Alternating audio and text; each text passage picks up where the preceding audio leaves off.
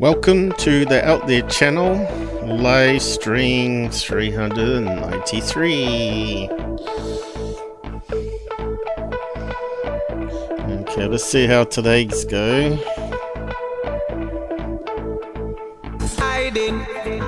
It's been lagging lately. I'm not too sure what's going on there. I don't think it's my end. I'm hiding, I'm searching, I'm loving. Sounds excellent at the moment.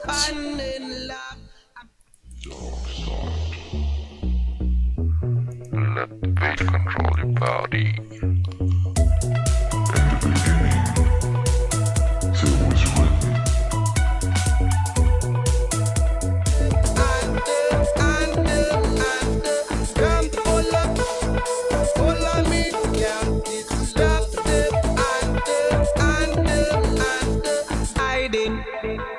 I'm searching, I'm loving, I'm finding.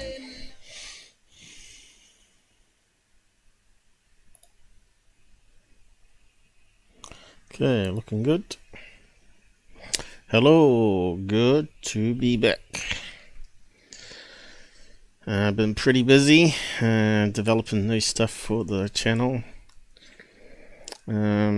I need more of me cloned to be able to work on the different projects. One man band. How's the head? Is it all in sync? I don't know. More and more CPU being used all the time, probably. Looks alright here. We'll just type up the welcome message, wait for people to drop by.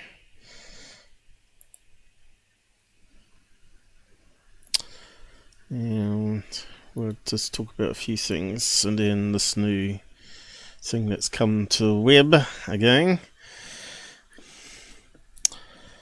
Welcome to the OT channel live.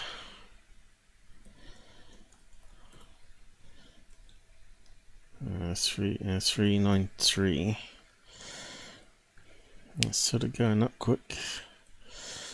So, Pyramid Navy UFOs. Or Navy Pyramid UFOs. What's it all about? Let's see if we can figure it out. And breakdown. And more. See how we go. With time, as you know, try to keep it 2 hours, but often sometimes it goes over. And I've got lots more things to talk about. It always keeps adding up. So if you're out there, say hi on the side. So first of all, I've done some new code in here for my tickers. See if I can get it down here. And you can see here, I've now got some scrolly text here. Sort of telling people to get behind me and support the channel, because it's eaten through my cash reserves very quickly, and my credit card debt is going up all the time, because there's ongoing costs to promote this, other memberships that we need access to be able to get people to see it, like, basically, and to use the tools, of course. Flight Radar often needs a gold membership if you've got an old case that's over 7 days old. It's a bit of a bummer. We used to have another competitor that had it free for up to 5 years, going back 5 years history, which was really good. And then, like all things, free ends and they expect you to pay. So as you can see, the bit shoot hasn't quite made 1300 yet, but it's getting up there slowly. 1275 there, and now I've added on Rumble, which is going up slowly too. Actually, it went up quite fast. It sort of jumped up to 100 subs within a week, pretty much. So that's the other backup channel I use, and YouTube, which is pretty much dying or dead. a dead channel. Everything else is getting thousands and thousands of views, but not necessarily subs, of course, or follows for Twitter. Not Twitter, Twitch, I mean. I get lots of followers on Twitter, and then they leave again. They like what they see, and then they read something else, and they get all upset, and so they leave again. So yeah, just pointing out the About tab here. That's what it says in the scrolly text. That I've got a limited amount of funds because I am on sickness help from the government and don't work, and so I run all this off my back here, and since I've got the qualifications and degrees, I use it to help out on ufology and try to bring some truth there. We know aliens exist and UFOs exist, and there's major cover-ups, but most of the stuff out there that you get on video, we know 99% of it is just mundane rubbish, explainable. It's the 1% that we're really interested in, but because all the money making that's made on YouTube from these businesses, they are a business. Definitely, it's all about money making, right? So they won't be on Amazon otherwise. Sort of using all that mundane stuff to cloud all the good stuff. So this could be one of the good videos that comes out. Who knows? But there may be reasons to explain it, right? Which makes it just a mundane video again. So yeah. I'm not too sure what I feel about it, because again, it's one of these videos that comes out from a leak, and in the past we've seen leak videos where it turns out to be a fly video edited onto another video, and it looks like a strange craft. Of course, not all these Navy people know about camera technology and the limitations of it, and that could be what we're seeing here. So we'll just play the videos. Remember, I said last live that it kind of looked like one of those kites with LED lights on. That was from Corbell, but I didn't know it was from a Navy source at the time, so I thought maybe he was filming in his backyard or something. Still, it doesn't discount that it could be some drones that are using flying around as well. So we'll just go over it first, and then we'll see if we can analyze it and break it down. Shame it's not done by HD daylight sighting with the big craft, right, that comes out of the water. That's what we want to see. We don't want to see infrared and thermal and night vision and all that sort of stuff. We want to see it how we see it with the eyes. Then it sort of makes it a bit more conclusive what it is. Especially if you've got something else in the picture with it, you know, for size comparison and all that sort of stuff. So again, this one here, we don't know how big these things are in the sky, but let's see if we can work it out together. So this is from Corbell's website. This is where it sort of got leaked, I guess, and then posted on Twitter. Extraordinary beliefs. So I'm just going to do an audio check before I carry on. It sounds alright this end. So I assume it's not crackling. I think I may have fixed that because it's been a while now since I've heard crackle. Unless it gets too loud, and then it can crackle. So yeah. Before I carry on here though, I forgot to mention about the About tab. Has all the links. If you want to send a tip anytime, just go to the About tab of YouTube. BitChute has one. Well, they put their links on the main page, but like over here, some of the links up here, but they put all up in the corner too. And if you scroll down, there's all the links to the various things that I set donations on, and other platforms that I back up stuff to, and a Mick store link too, right? So there's Rumble, PayPal, BitChute, Discord, our UFO group, Twitter, Piler, I think that's Backup Minds, Scab. So I'm pretty much all covered there. It's a lot of work, but you can see in the direct PayPal there, you can buy some merchandise with the fancy alien head and all that sort of stuff. Subscribe star if you want to donate monthly. I've got sort of rid of Patreon because I don't like it too much compared to subscribe star layout. But yeah, it's still there if you want to use it. Yeah,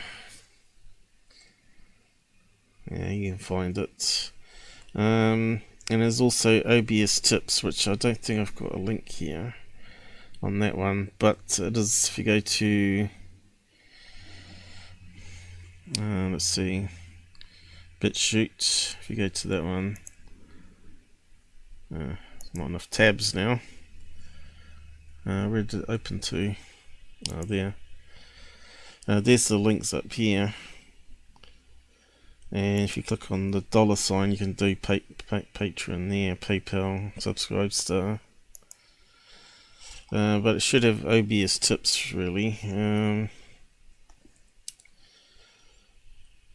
I'm not sure if one of these has it or not. I know we're meant to be adding it to our web page, which is that one there, but we haven't got around to it yet. Too much things to do, right?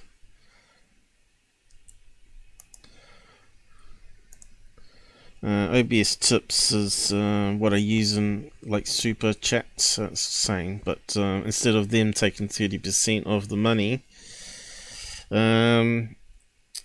we get to keep it all, sort of. Well, the banks take their slice, of course, quite a big slice of it actually.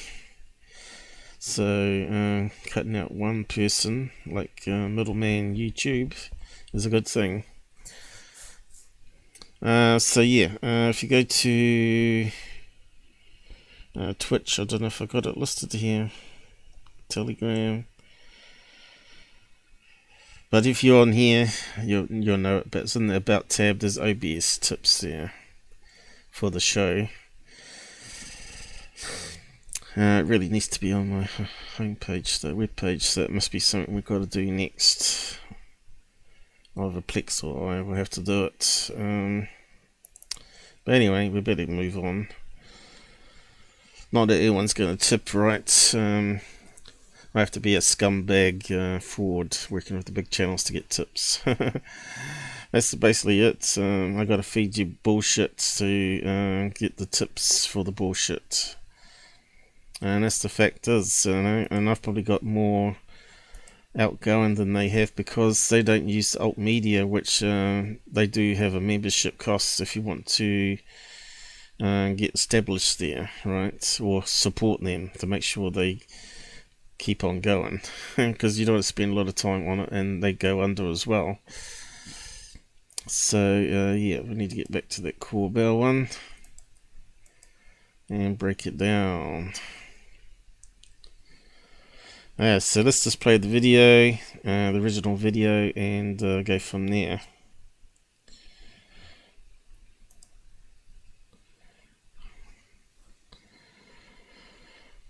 It's muted. I'm not sure it's got him speaking or not. Probably got music, is it? So what's he saying here? It seems to flick by very quickly. US Navy photographed and filmed pyramid-shaped UFOs and advanced transmedian vehicles. You know, all the buzzwords coming in. Here is that footage. What the hell does transmedian mean? Well, we know what a medium is, water, air. So does it mean it goes into water, air? or the fifth dimension. Anyway, carry on.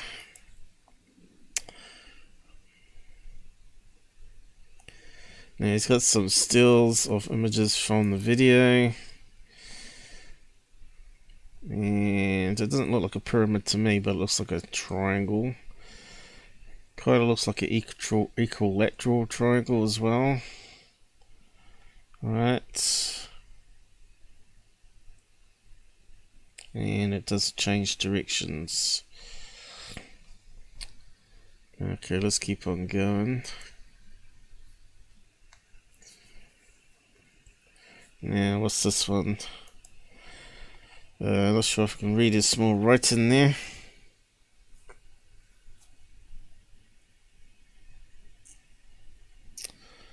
Okay. There's an object above the sea, I guess. And then it disappears, or does it simply just go into the water? So what's he saying down the bottom here, where you got stupid YouTube hiding it, and we still can't see it while it's paused. Okay, what's it say? It's not the best place to put that, Corbell. You should know that for being a movie guy. You should know that YouTube does this craziness when you pause it to read something. CCSG-9 comment. USS Omaha. I was not sure how you say that. Omaha observed a possible UAS, spherical in shape. So it's nothing to do with the pyramid then. Moving towards the surface of the water and then disappearing. But does it actually go into the water? Of course, we know thermal is thermal, right? That's not actually the real object. It's computer imaging of heat into image. So does it simply just get cold and it blends in with the sea or the sky, or what? Or does it actually go into the water? We don't know. Attempts to research. Okay, so we can't read the rest of it unless I play it. No, how's it going to go? No. How did you get rid of the bar? You probably have to go full screen, do you?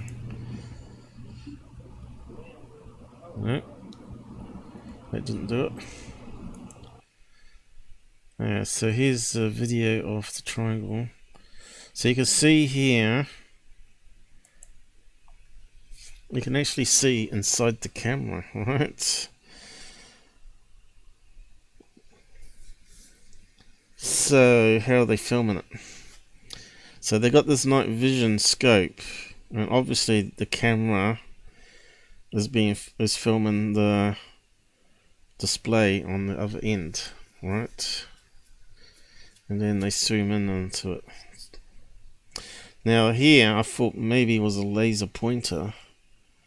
You know how often they send these beams of light up into the clouds, but apparently it's a post. So let's just go back a bit and play it normal. You can see the wobbling around. So is that a post on the front of the ship there? Now, why did it turn from black to... See, originally it's black, and you can't see much of the object. Still black. Now the object's coming into focus as he's zooming in, and suddenly it turns a different colour. Now I'm not too sure why that is. It might be something to do with the zooming in,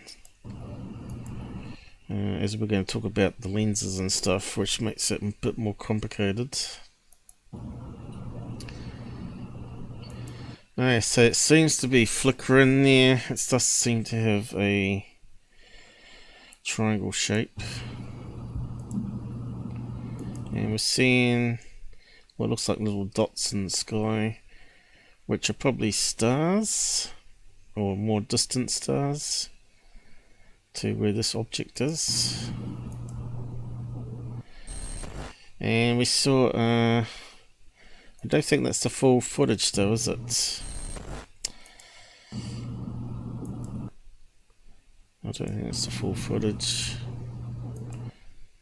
Okay, we see these other triangles appearing, but I thought they were reflections. The way it's being filmed, right? A scope with a camera behind it. See, as it looks like it appears there.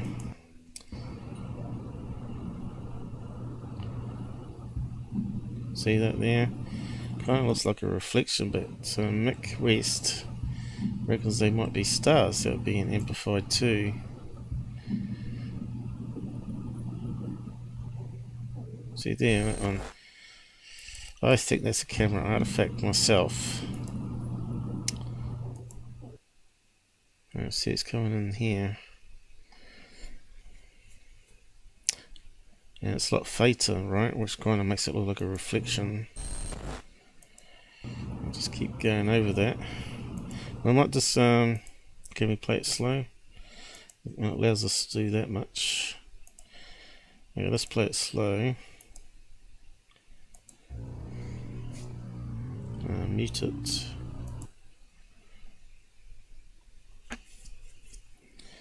Okay, so we can see a regular pulsing. See that there? It looks like maybe it's got a light on it that's blinking. It's definitely generating more light there.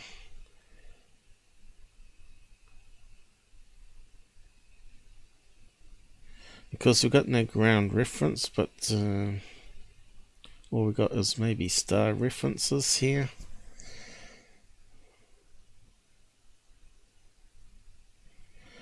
So is the camera being moved, or is the object moving? And now we got that reflection thing happening. And that's it. It's not very long at all, is it? See, it looks like a reflection over here. And there. Two of them. Now they're zooming in, and those are getting closer to that one. I reckon that's a camera reflection, not stars.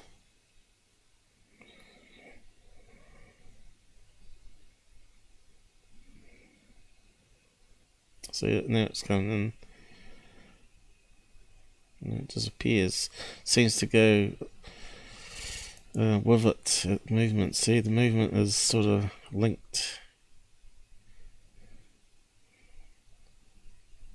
Then I think it's still there, but it's been cropped off because they zoomed in.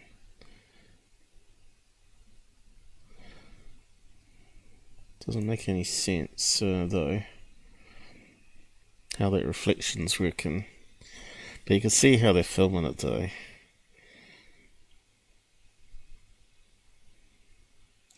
Don't see the reflection there, right? It's only when they zoom in.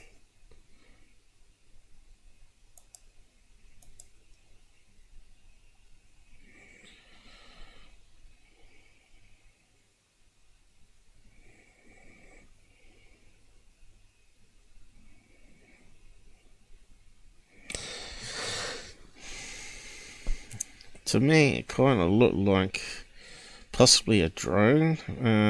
Could it be a triangle shape? Sure, it could. We got no size reference here. Like, if we had a jet fighter or something, you know, or a ship. So there's that double image occurring there.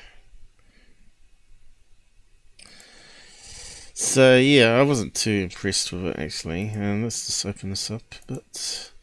So let's have a look. So the first thing is we got to either think, is it a real object or is it some sort of camera artifacts happening there? Because remember, the Navy guys are probably not taught all the camera technical details, right? And they're just told how to identify things with the night vision scope. And of course, when you zoom in stuff, sort of changes things as well.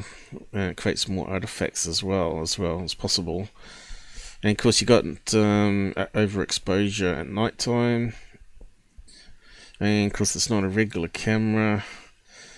So yeah, could it be like a RC triangle wing? Is what you think, or is it a camera artifact? Could it be like something they launch from a ship, like an aircraft carrier, to do surveillance and then fly it back? You know how they do it with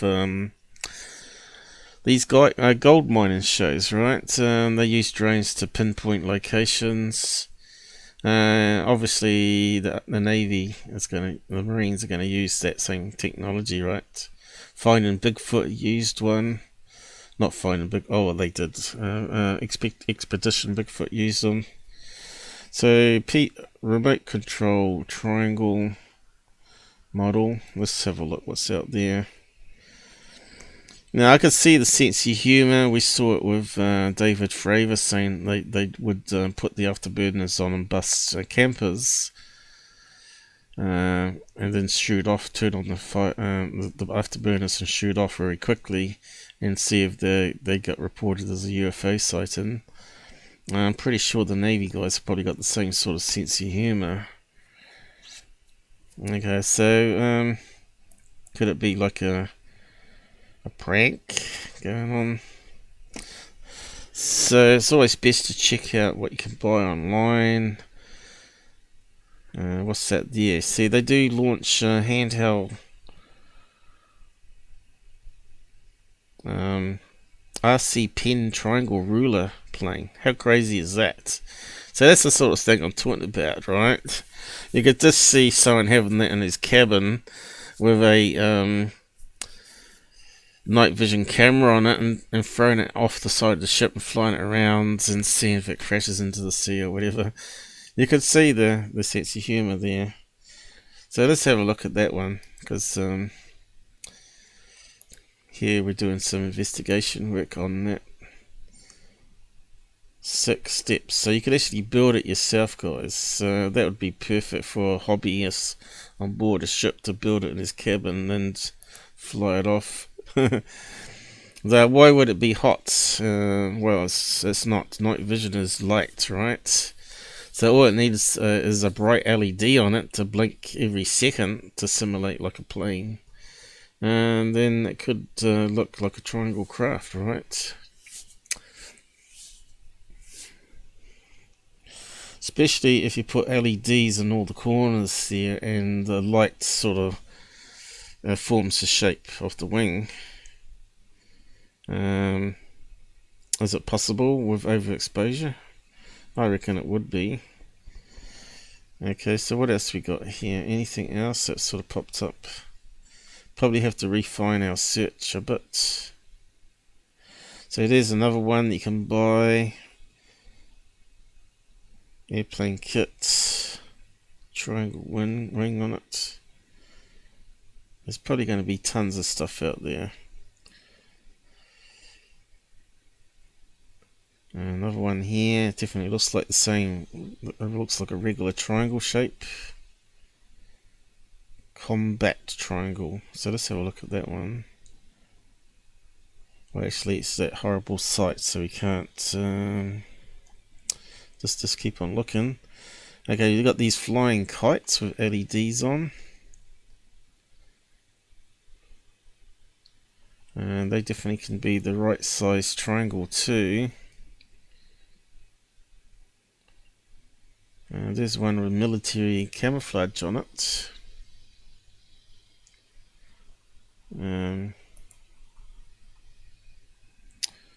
What's those ones? Sailing on the water.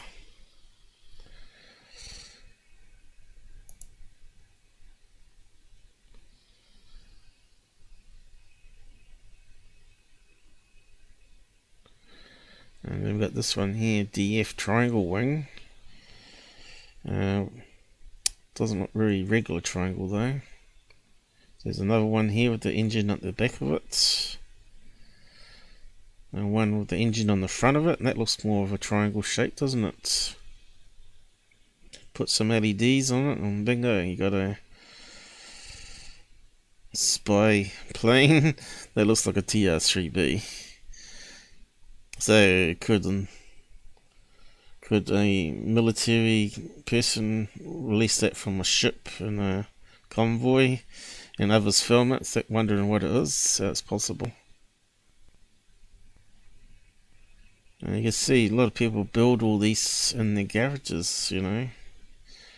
And sometimes they're quite big. We haven't got any pictures, but they can be as big as a human or a couple of humans, and actually look like a fairly big craft, right, as well. Look at that one there. It looks like a plane, something from TV.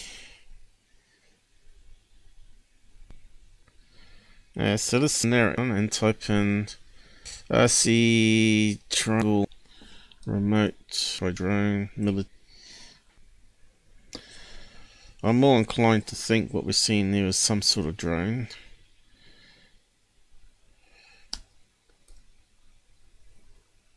So we've got a chart here of all existing shapes of military craft, is it? Drone surveillance. Certainly there's ones here that fit a triangle shape, isn't there? An equilateral one. What's that one up in the corner there?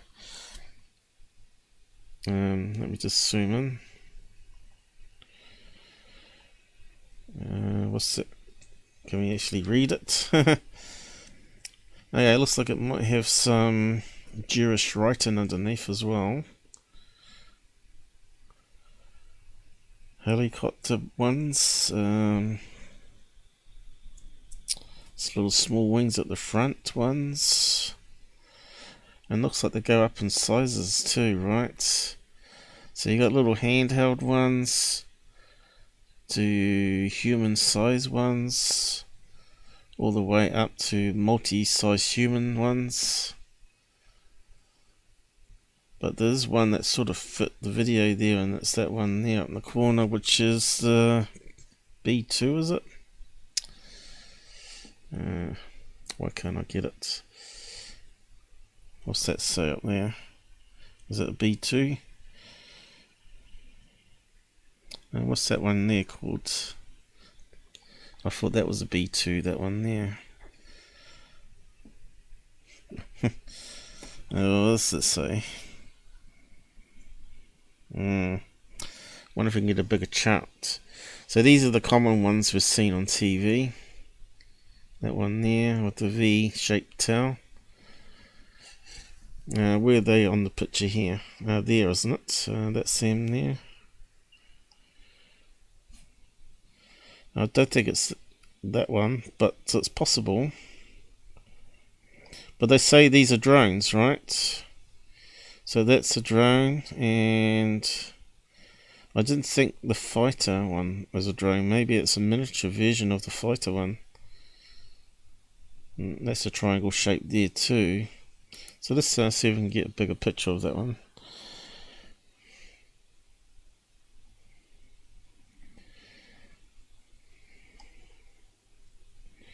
Okay, what do we? Can we see it now? It's the biggest we're going to get, I think. It's called a X45C. Okay, I was looking in the wrong place. So, have you heard of an X45C before? We got Mantis underneath here. That's a strange looking thing with 3 wings. And we got this one here. It looks like a kind of diamond shape. Soaring Dragon. And then you got this one up here called Neuro. The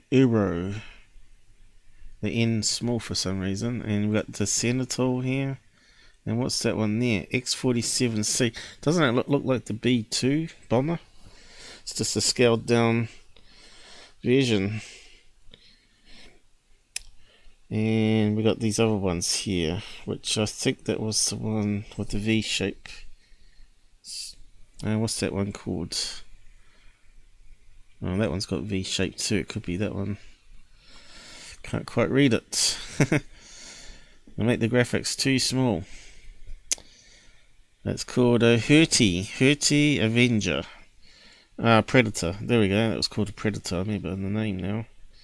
So it's that one here. They all look very similar with the V-shaped tail on it. So there's even bigger ones than that one. Interesting stuff. And this one here looks like a plane, of all things. Look at that one. A fighter jet, I mean. Barracuda. Look at the strange wings on that tail fin on that one. That's multiple tail fins. 5 blades. And then you got the helicopter ones, and you got this one here. That looks like a TR3B, but really tiny. We got one that looks like a thing on the front, a triangle with a nose on it. So it could be that. That's called Killer B.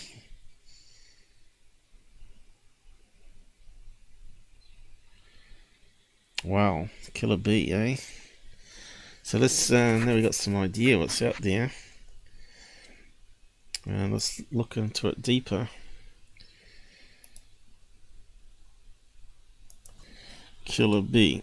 Could it be the Killer B?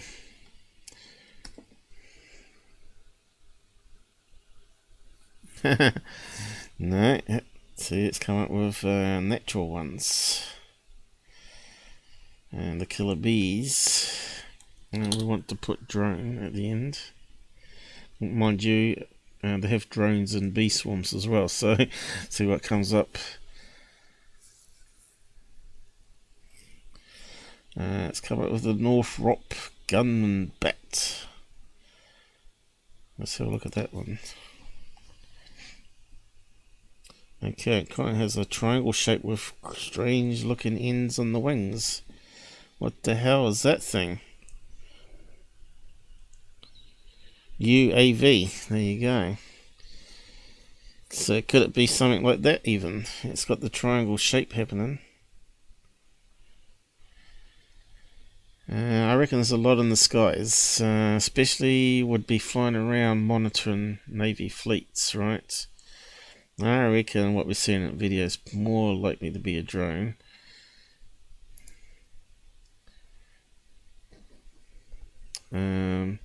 Rather than Mick West debunking it off, right? It's a possibility at this stage until we got more information coming in. Killer B UAV first look. Here we go. When did that come in? So it's been around for a while. This is 2008. Bingo. Doesn't that look like a TR3B? This is why I think the triangle craft all military tech, DARPA, right? It's certainly not a Tic Tac.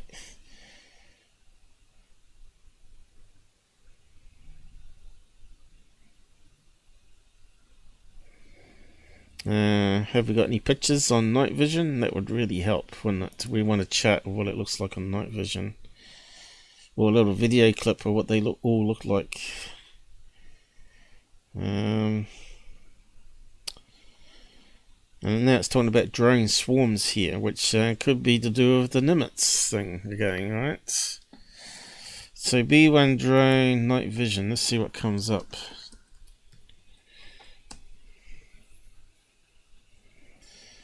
Okay.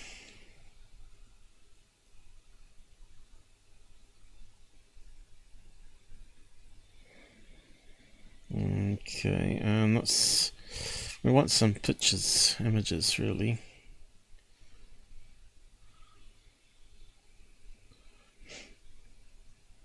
And here's one here, look. Wow. That's Russia's version. Russia's Killer B drone. Goes upwards and flies along. Amazing. I think future war is going to be like Terminator, right?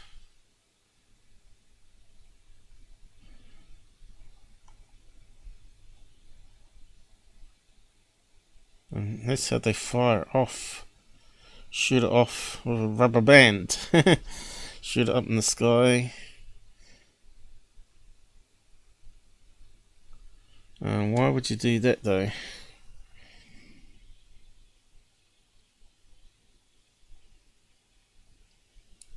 Same as a man thrown up with his arm. So it has no landing gear, I guess.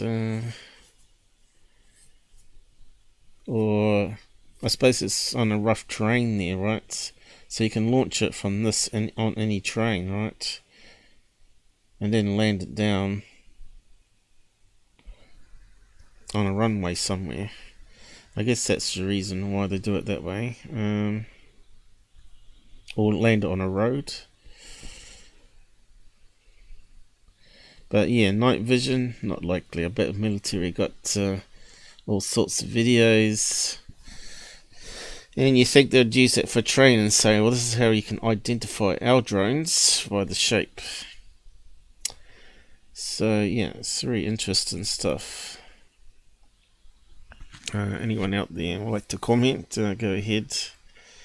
I think the stream is working alright. I've disabled the virus scan thing in the background just in case. And I think it's been seamless so far, hasn't it? So, let's fingers crossed that solves it. So, what else can we try? Night vision.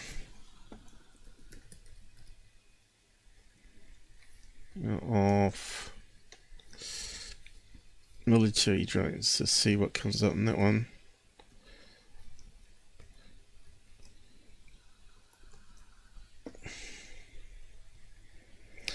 I don't see anything UFO-y in it myself in that video. Unless they come out and said it's not one of theirs, right? But again, it could be one of Russia's or China's, right? So we're always back to that square one. Is it aliens or is it our tech? Okay, so this is looking down from a drone onto the battlefield. And are we getting any triangle shapes here at all? Night vision area shots. Are we getting anything that's similar in that video? That's what we want, really, for comparison.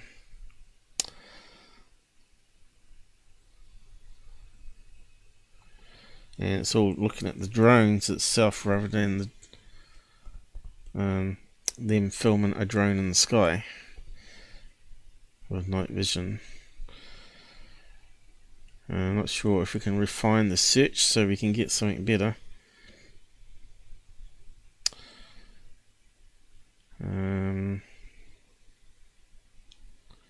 There's one of these drone helicopters, is it? So let's have a look at that one. Look at that thing. Crazy. 1.8 gigapixel camera. Is that all? Well, I suppose it's not megapixel. Just show how the Jesus.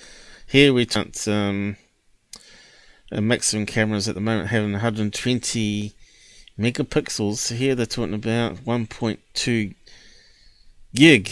You know, we're talking about another 1,000 up. So that's let's see, 1.8. That's almost like 2 million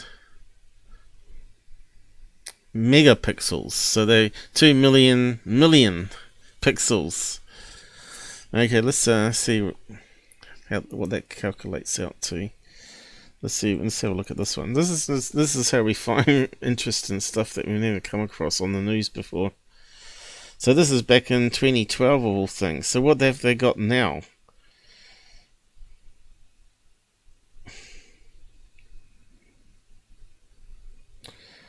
And they can't even film UFOs, and we get that grainy footage. when was the gimbal one taken? That was taken in 2016, wasn't it? Or was it 2015? So it's way after this technology, so they must have better pictures of alien craft or Russian craft. They're not telling us the truth.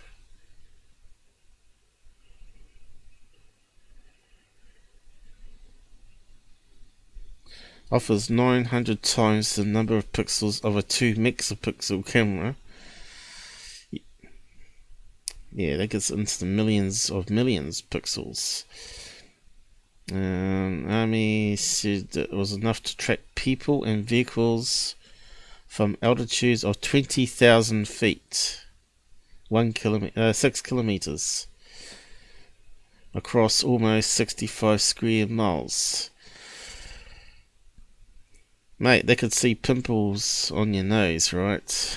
On your face. And again, it's that magic word, DARPA here. Night sensors.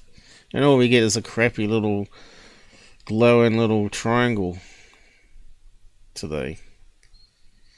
It's pathetic, it really is. It makes me sick. They got some better stuff out there. And probably be 10-20 years away before we have it on smartphones. It all happened.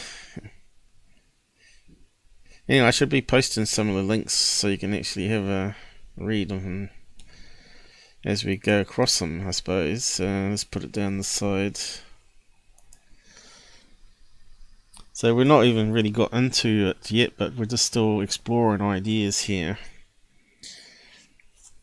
Rather than debunking stuff, we may actually confirm it. You never know. So,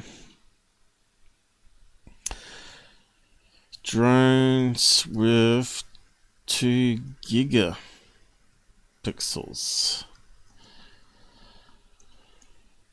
It's just crazy. And if they have that on satellite, they should do better than Google Earth at the moment in the military. What else we got? We were looking for night vision of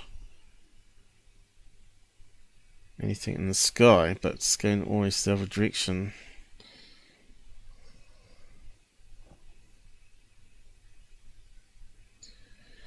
You never know, there might be something here still. What's that one there? Look at that thing. Strange shape. Heron block. Russia, by the looks of it. Okay. France into it, so it could be them as well. What's that one there? That looks like a damn Tic Tac. Impression Artemis. Could that be the Tic Tac? And it's got little wings. So let's have a look at that one. Very interesting stuff that we might find here. Okay, military.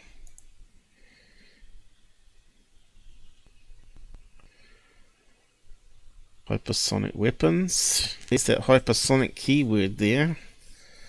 And could it be like super fast prototype drones that launch in as well? That's saying it's a missile. You notice it's got little fins on it. What else we got here? Here's that one here. DARPA. There you go, the magic word DARPA. Remember how many times have I told you that we never heard from DARPA on the gimbal and Nimitz stuff, right? And they're saying militaries, so it's not be this, it's going to be DARPA. Long shot air launched combat drone. Come on, guys, that looks so much like the Tic Tac. It ain't funny.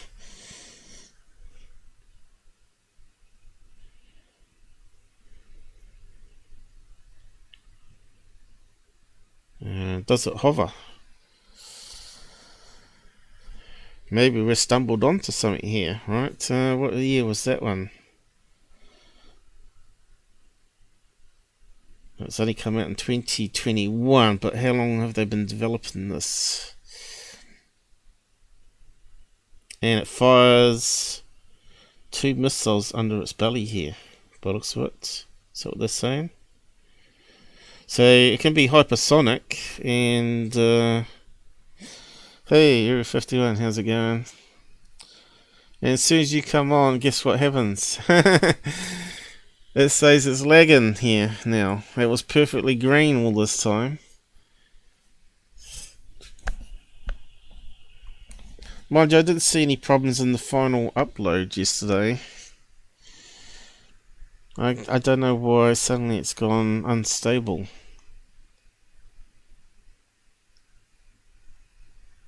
It was really weird. I think it's their problem.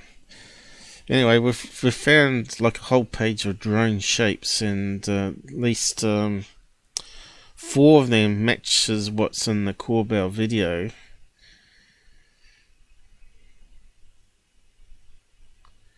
Standard combat gremlin drones.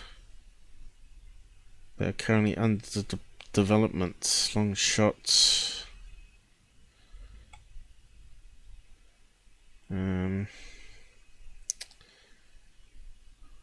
Source DARPA. I reckon they're behind the Tic Tacs, you know. I still don't think it's aliens, these ones. And the triangle craft coming out is so much like DARPA. We got that. I'll just keep on chart. I'll reference it again. See us find. Actually, I should copy that one. See, the wings here is what's got me, because it's really, if that had a hot skin and the engines don't have any heat given off, that would match up what they were saying on thermal. Men in Black here. So is this the Tic Tac? That's amazing. And I wouldn't have found that if I wasn't searching on drones. And it looks like it only came out this year, this image. And now they admit to having it. And I probably should send that to Black Vault and see what he thinks. I don't think he watches my show. Too long. Tic Tac, Nimitz, DARPA.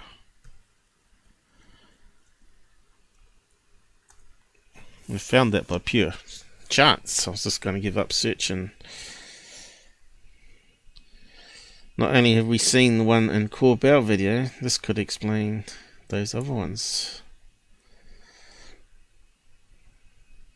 And the hypersonic.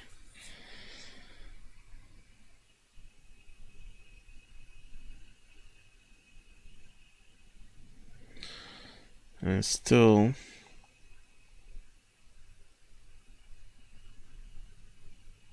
the M2. See, there's even another one there. And here's these handheld ones. That's what I was trying to find. Desert Hawk 3 miniature unmanned thing. So could it be something launched from a Navy ship like that? And what have we got here, down here? What's this thing? High altitude plane, look. Indian solar drone to fly at 65,000 feet for what? 90 days. Why 90 days? Why can't it be forever? And that's going to have such a thin wing. Would you even pick it up on radar? And if you got one of those 2 gigapixel cameras that the military have, and you'll be able to see people in military bases, their faces, right?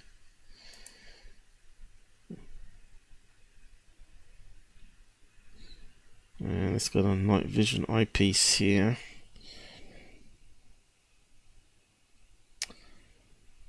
We'll just keep on going because we never know what we'll find until we run out. There's a man launching one of these Hawk 3s again. And it's a bit like that big ramp, but this is on miniature scale, right? using the man's arm. Okay, we've come across this one too, and we'll talk about that one in a minute. And we'll have a look at Mick West's explanation of it. Now, we looked at it ourselves. We're trying to look at possibilities rather than trying to debunk it. We're looking, maybe there's some explanation for it other than aliens. And you got to follow the evidence, right?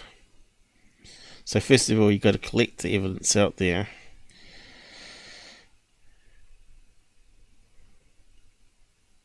And I'm not picking up anything else that's useful here. Look at that strange looking one here though. Black Hornet pocket-sized drone. I want one of those. That looks pretty cool. Anti-drone UAV detection defense. This sounds interesting too. I wonder how that works. Is that the same thing next to it there? FLIR systems. It's a helicopter with FLIR in it, pocket size. Okay, let's have a look at that one. It's interesting stuff.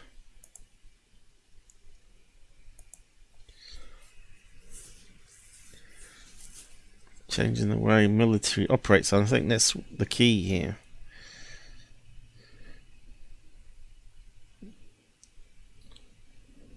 How did they get power to it? Well, this little cable.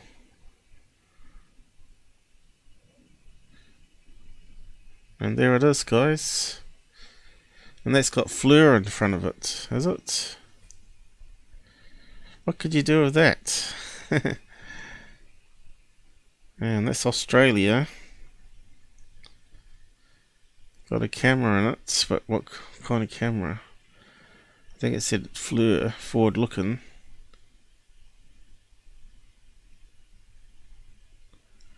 Now, could you imagine a whole swarm of those with AI?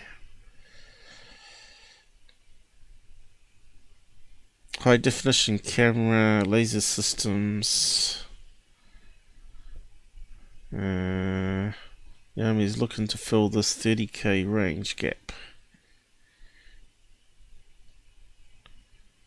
Wow, I'd like to have one of those. That looks a lot of fun.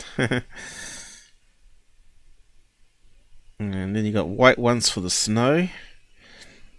Sneaky. I'll put it. We never know. We might have to come back to some of these. So we've got to get, damn it. Pocket drone.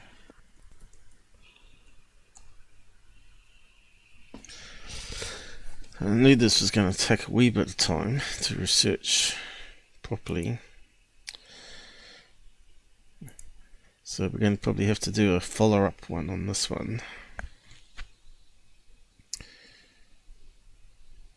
What have we got here? Drone systems. Yeah, we can't look at that one, I suppose. But there's all those delta-shaped wings there. Go away. Let's have a look at that one.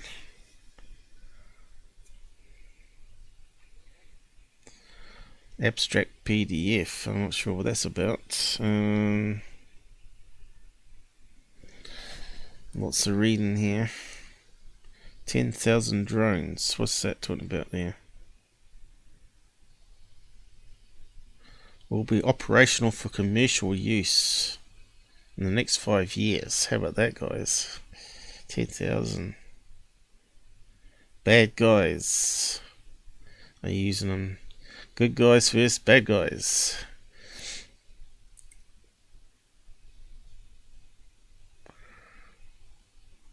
Okay, we've got some diagrams. So where was the picture? I wanted to zoom in the picture. Anti-drone. Didn't have the picture, eh? Should be on that same page. Oh, that's a bit of a sucky thing. It's not there. Figures. Figures. Hassle. Open. I want the image, stupid. Selection ball, open. In image. Let's have a look at that sucker. Can we see? Military UAV. Small something. UAV. Medium UAV. Technical UAV. So look how many triangles here.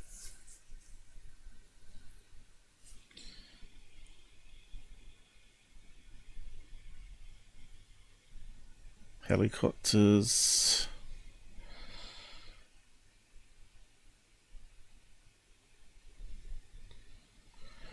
Humans are crazy, right? I'll post a link to that image. That's quite an interesting image there.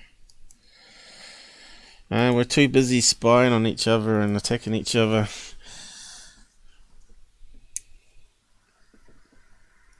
And you can't tell me if they don't know aliens are coming in or not. Right, they should be able to have conclusive proof. With a 2 gigapixel camera, come on. With our latest tech only getting up to 120 megapixels, that's another, let's see, another 10 times the capabilities, is it? Or is it 100? Add 2 zeros on the end. 100 to get to millions, another 0. So it's another 20 times. So military got 20 times our maximum commercial availability, and that's expensive at the moment. Okay, so photos of drones. Military, which is important here.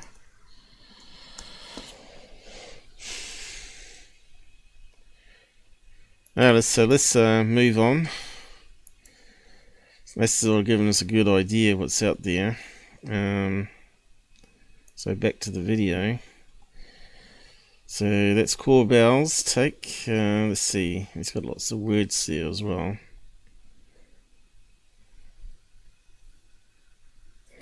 I think maybe it'd be worth reading it out, maybe. Maybe not.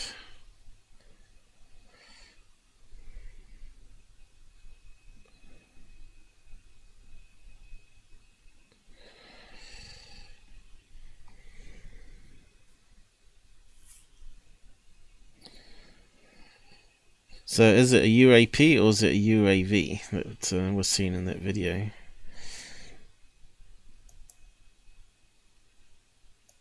So I want to close it down.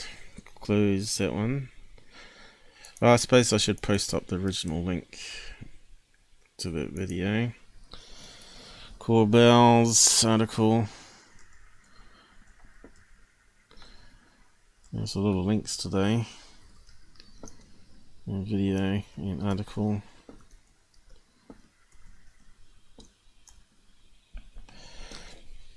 And is it lagging or is it not so bad?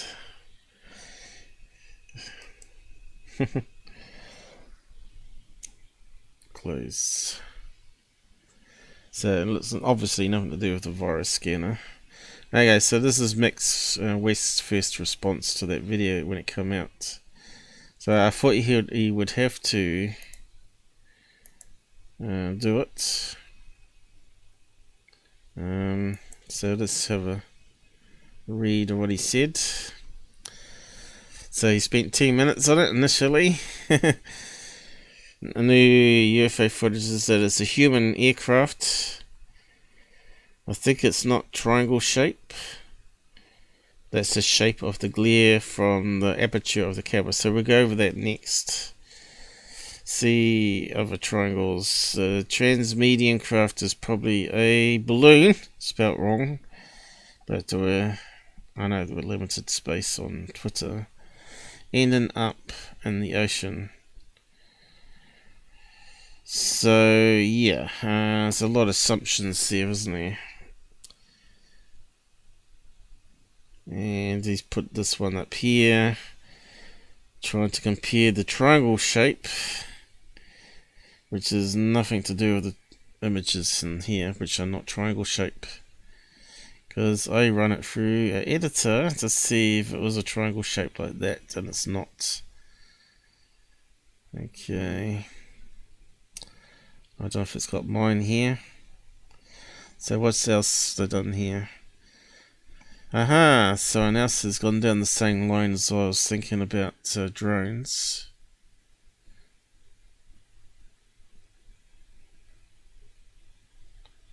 You can't even spell balloon. I thought someone would pick them up on that. That's always the hate in ufology, isn't it? We got to listen to both sides, right? So anyway, I took his idea, and of course I did think it could have been a camel, because we saw it saying as balloons going into the water. I think I did the way it was filmed. Looks like it's a scope with a camera that was loose added to the back of it, right? Which allows for reflections. Hey, look, it reckons we're stable again. That's just crazy. I don't believe Twitch. So, yeah, where's my pictures, guys? Where's mine? Should have been on the reply of this one. But where? Where's mine? So, smartass Scott Brando here said it's very similar to that helicopter one we looked at last stream, where the background was blurry and the helicopter was overexposed and it formed the shape of the aperture, right? The diamond shape, diamond triangle shape. But here I am. I thought I saw me there somewhere. Where was me? I thought I saw myself there a minute. Twitter doesn't format its comments properly. Really triangle ones. Camera artifacts, and could it be a? It's possible. We're through what also. So in here is a aperture. You can get cameras. Again, that's a possibility, but do they have it on night vision cameras? I don't think so. I think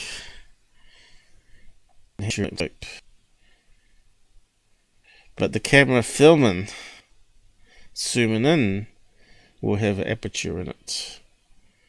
I think a camera like this filming the back end of a night vision scope to zoom in on it. So it's a possibility, a really good possibility. Okay, let's just keep on going, see what people said. Oh, here. There's what I said. Yeah, I was thinking the same. Okay, can you overzoom those night scopes? But now video, obviously, let's zooming in with a camera onto a night scope reflects sort of. Can make that. So again, we need information, and I'm saying it's reflections there, and he's saying probably stars, but I don't think they are. Okay, where's my pictures gone that I did? Now let's click on me here and see if I can find my posts. Okay. So I posted up some. Okay, so here's his aircraft one. Remember he said it was the same with the lights zoomed in. Well, does that look like triangle shapes to you? You know, I run it through filter here, the best filter I could get. I guess it kind of looks similar to the helicopter one, if anything, but certainly not triangle like in the video. And that one's definitely a round hexagon. Well, actually, that one looks like a 1, 2, 3, 4, 5, 6 sided hexagon. That one there looks like just a blob. That light looks like a blob. I suppose that one kind of looks like a hexagon. That's sort of squashed, and so would that be one there as well. So that's using the hexagon. So his comparison is rubbish. So I found this article here, which is quite interesting. So we'll come over look at that in a minute. So that was the last one about the helicopter. And I was saying, could it be a moth as well? That's all possibilities. When you get multiple answers, sometimes you can't say completely right off some stuff, right? When you got two conclusions, possible conclusions that fit very well. Okay, so what's this one here? This is from Black Vault. And they're saying the Pentagon has confirmed the photos and videos leaked this week were from Navy personnel. So that's sort of good, isn't it? So that sort of backs up Corbell's comment that it's leaked from the Navy. But they also confirm the UAP TF has included these incidents in their ongoing in examinations. Okay, so what is that? The rest of that one there.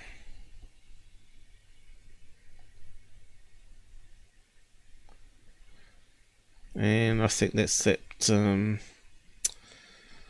love heart balloon on the side, right? So it looks silvery. And you can see here, if I can zoom it in but keep the cursor, looks like the heart shape's going this way. It's on the side. See that there? It's sort of tilted towards us. So we got one corner of the heart-shaped balloon and the other corner is just out of focus there. So that's definitely a heart-shaped balloon. And it looks like that's on the fighter jet window, but what's that got to do with the triangle? I don't know.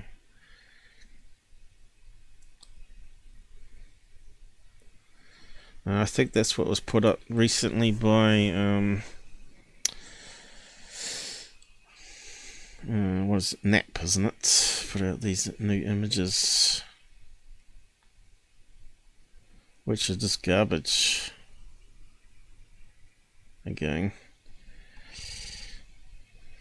mystery wire confirmed. So okay, we're going to just post that link down there then. Who we got on here? Countryman. Here we go. Do analysis and investigation on these new Navy stuff. Again, I'm being very balanced here, not being a debunker, Mick West style, but a truther. I don't believe that he's entirely correct, and there are other possibilities. Some interesting stuff we found as well. So yeah, if you just joined us, you should go back and watch it. So Navy confirms Corbell's footage, and also NAP, I think it was, NAP photographs. And again, I think one of them is the heart-shaped balloon, which doesn't add anything to the Batman balloon thing theory. You can see it definitely is not the Batman though. And I think I'm more correct that it's a heart-shaped balloon that's rotating. So what are these guys saying here? Great work.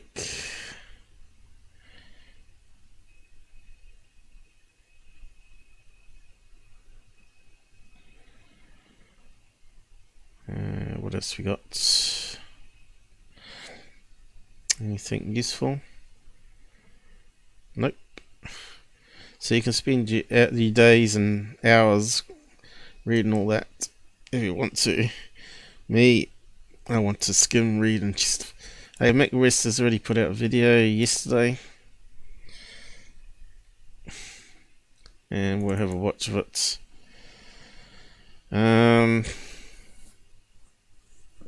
Let's just see if that works. Update, and has any new subs joined us since we've been on air? Or are they all haters out there? I don't know why they don't like Twitch. I don't know why they don't come on the side chat, because I think the more the merrier, right? The more people can chip in the ideas or stuff I've missed. And you can see there that, if anything, YouTube's gone backwards 1 sub since yesterday. And nothing's changed there. Okay, so that's my new ticker anyway. And reminding people to tip, even if it's $1, all goes towards the channel costs, promotion and all that sort of stuff. So let's see what Mick West has got to say here. Unfortunately it's muted. Craft buzzing a US Navy ship, but I think it's probably just a plane and some stars and a camera artifact called Bokeh. What are we looking at? The video is from a night vision monocular, which intensifies available light and gives you a green image. It's not recorded with that monocular, but with something like an iPhone held up to the eyepiece. At the start we can see the ring of the eyepiece. There's some lights in the sky, and then we pan over. So he said the same as I have so far. Although I didn't know it was an iPhone. It could be any other camera, right? But it could be a camera that's got a triangle shaped aperture inside it. So we see this pole and a flashing light. They zoom in on the flashing light. Now this zoom isn't done with the monocular zooming. Look at the ring on the eyepiece moving. It's the iPhone zooming with digital zoom, so it does not alter any optical effects in the monocular. So we get zoomed in and we see this green triangle in the center which flashes. Now, how does he know that's digital zoom though? How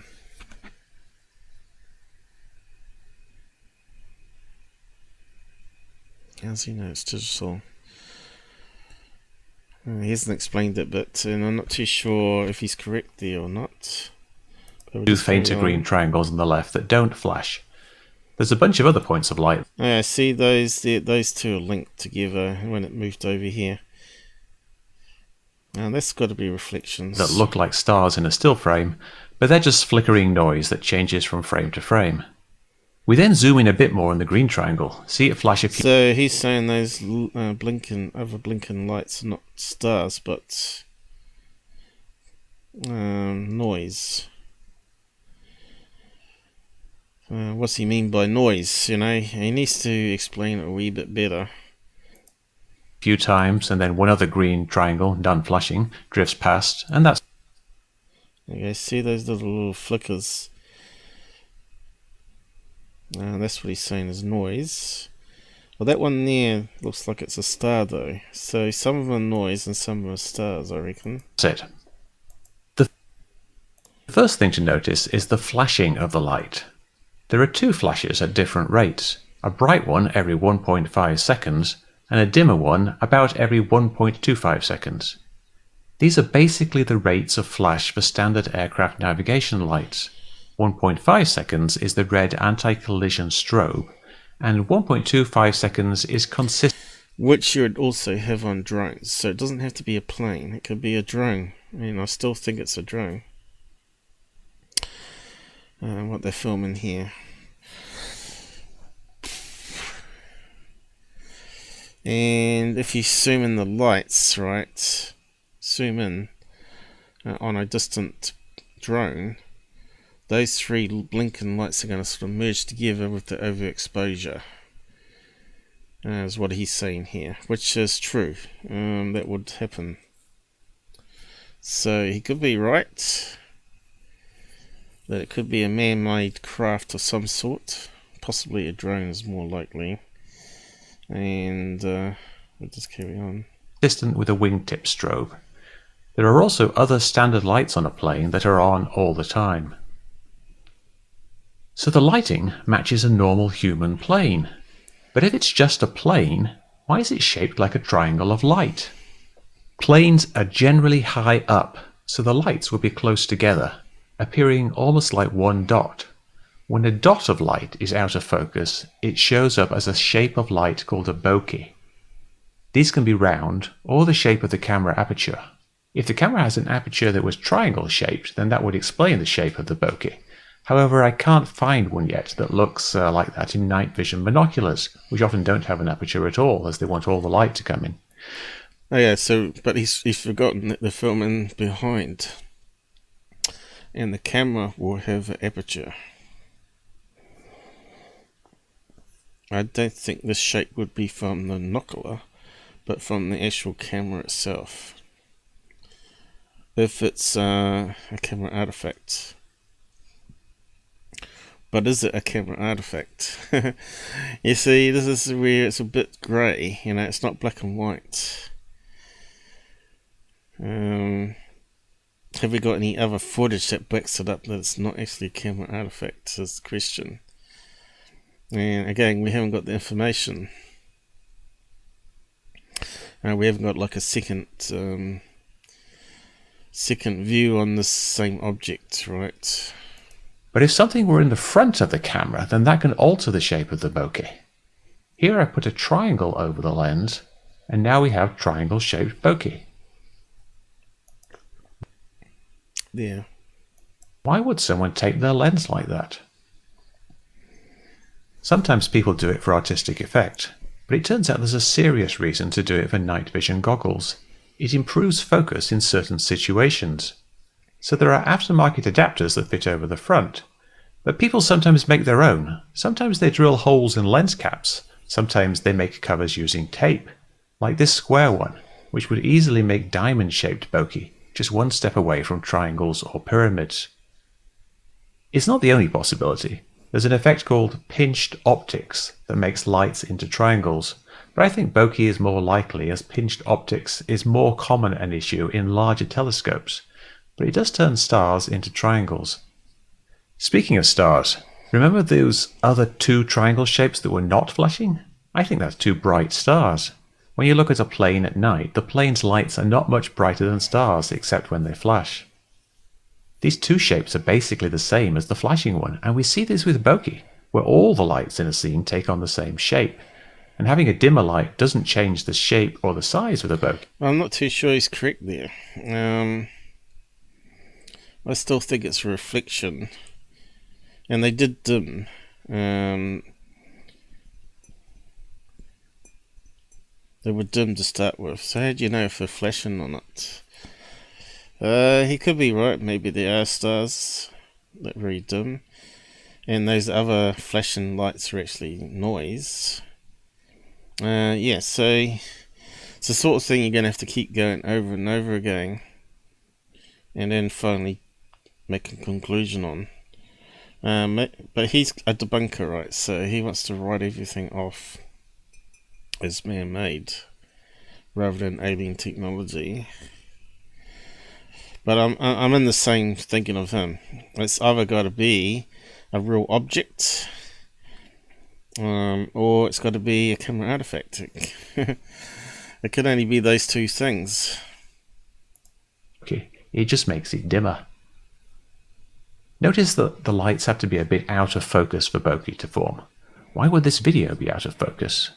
It could simply be manual focus and they did not adjust it perfectly, or maybe it was autofocus and it got stuck on that pole, focusing at that distance when it needed a little tweak to focus on the point of light much further away. Cameras often have a hard time focusing on a point of light. So that's what I think it is, bokeh. At least that's my number one possibility.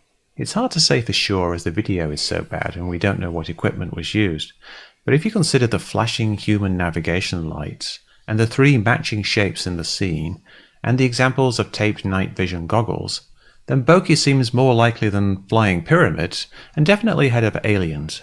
But we can keep all those things on the list just in case. I could easily be wrong.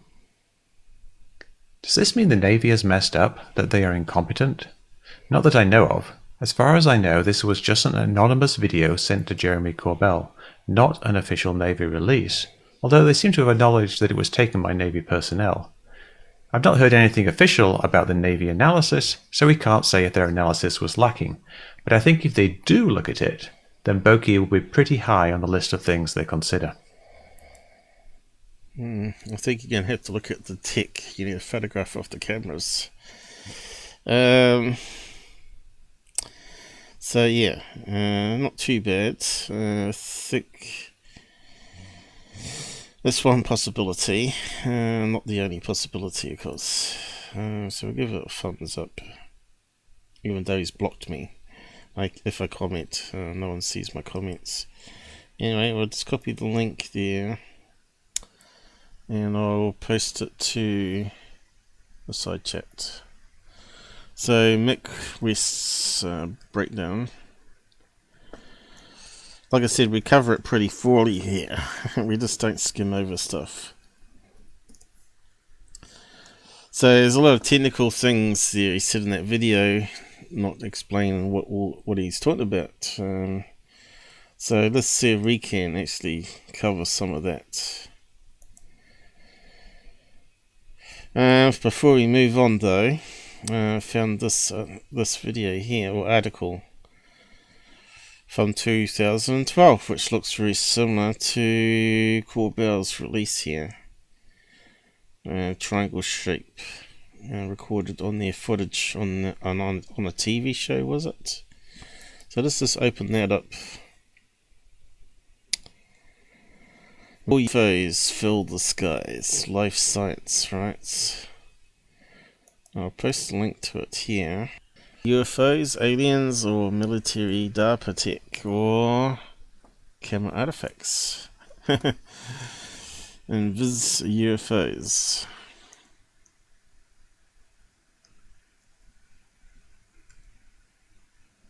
DR3Bs. Again, we still have no confirmation that it's alien. And it's just simply our technology. What's going on here?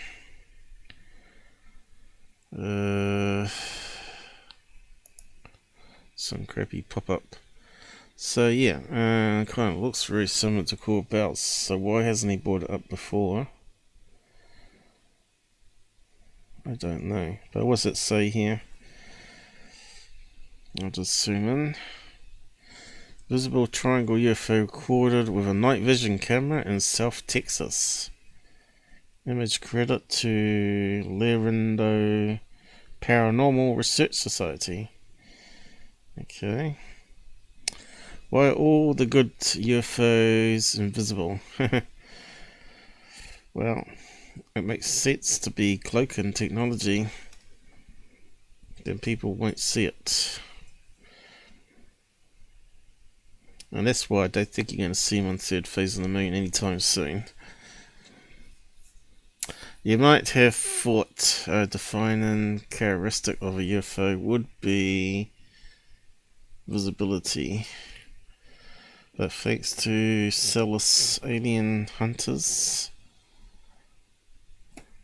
dodgily scanning the skies with night vision camera, a new class of flying objects that only emit infrared light has emerged from the darkness.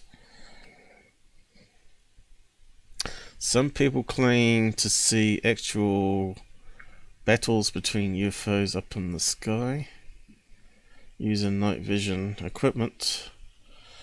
The ufologist Robert Schiffer told Life Little Mysteries, these devices magnify faint objects so much that the sky seems to be filled with invisible UFOs. Of course, they are seeing owls, bats, moths, airplanes, satellites, etc. Night vision optics, trademarked low resolution for high sensitivity, he explained, so that points of light such as a distant satellite, okay, let's zoom it down a bit, spill out into the circles that make the object appear huge. Okay, keep on going down. I'll let you read it all yourself. Looks like there's a YouTube video there. I'm putting eye drops in my eyes. It's messing up my eyesight even worse at the moment. So what's he saying here? Object could not be seen with naked eyes. Not so. Okay, let's see. There must be more to this. Okay, let's see what it says here. Side by side as a point of reference.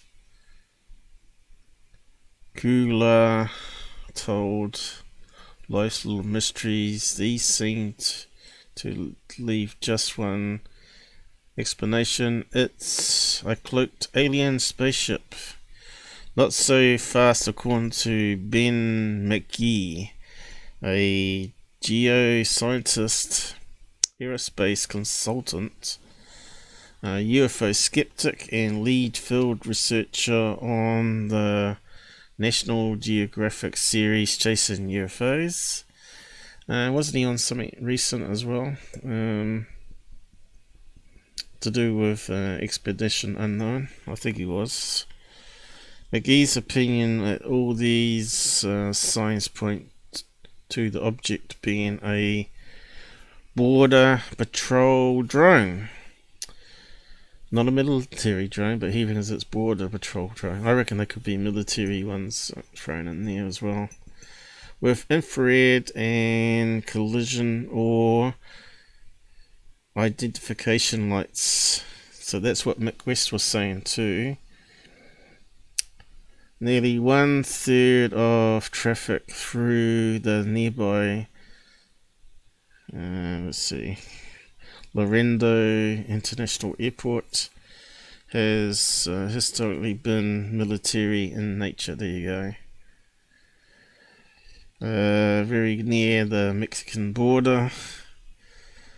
So what's the border security used for drones then? Let's have a look. Border, US border. We know they use those blimps, radar blimps. Drone. Let's see what comes up. Small drones program. Looks really like the military one in that case, if that's the case. Let's see. Border control. Looks like the Predator drone.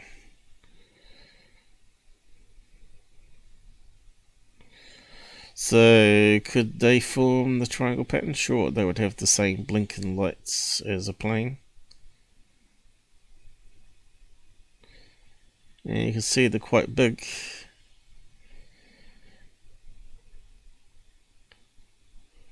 Very big. Quite a few human size.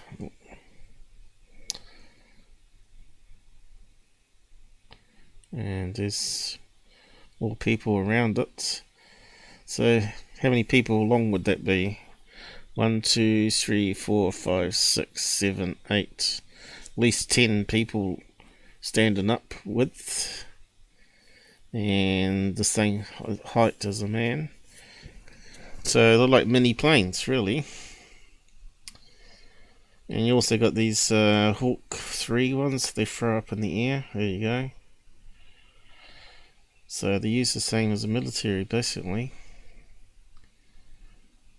But do they have the triangle shaped ones like the military have? The stealth ones. Okay, they got some sort of funny helicopter. Virtual building border wall. Doesn't really matter if they have a virtual one or not. They still let them in. Drone aviation delivers unmanned something or other.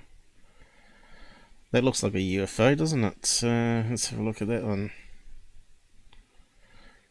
What the hell is that? Looks like it's released upwards on a cable. It's a bit like the blimps. But that one there seriously looks like a UFO, doesn't it? Right? You can see how that would cause problems for UFO people. And then you got these ones, the standard ones that you can buy commercially. So it looks like they use a combination of things. Here's another one. What's that? Oh, that's the front of a drone. And that front of the plane drone. Is there anything else? No real triangle shapes there. So Mr. McGee is the same as Mick West, saying that the lights merge together, the blinking, and it forms a triangle shape. And it's on their video, so what's going to get that video shape? Night vision camera maybe, with a triangle shape aperture.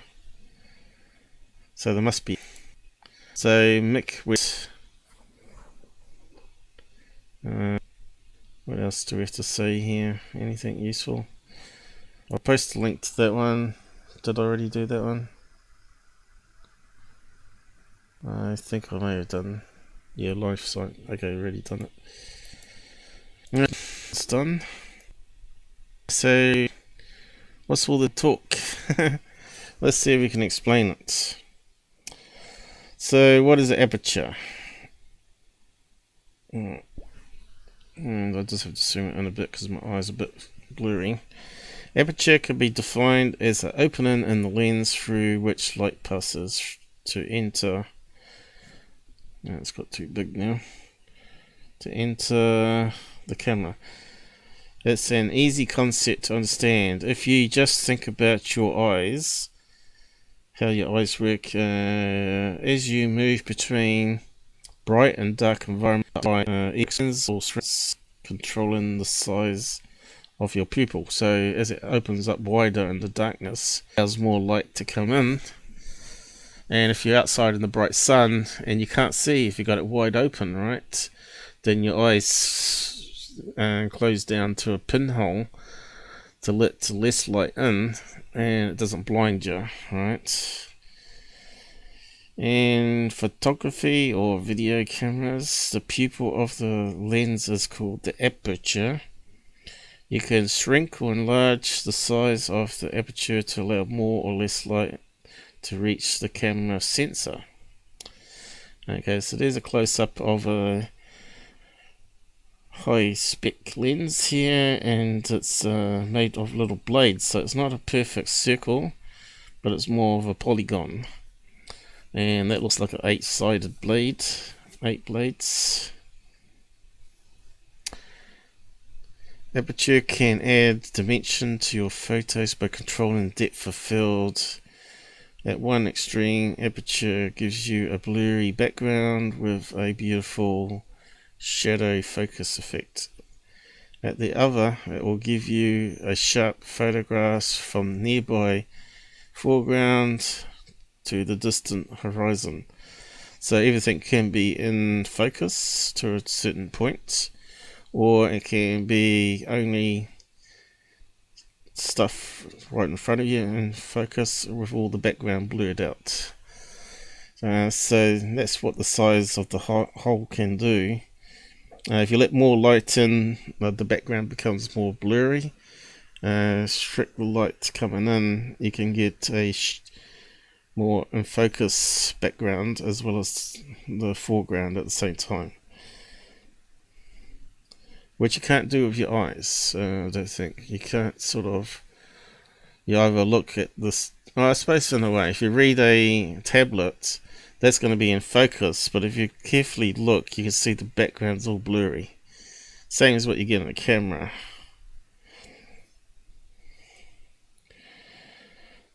So basically, here's some apertures with the hole closed down. It's obviously darker, middle normal, and if it's fully open, which it normally is for night vision, it lets as much light in as possible, and then everything gets washed out, right?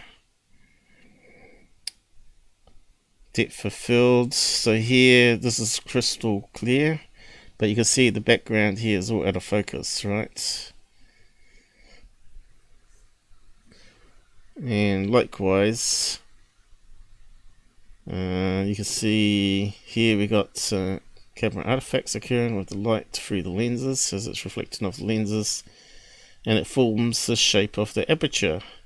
So if you had a triangle one, instead of these being octagons or pentagons, they would form triangles, which is what Nick West is saying may be happening in that video.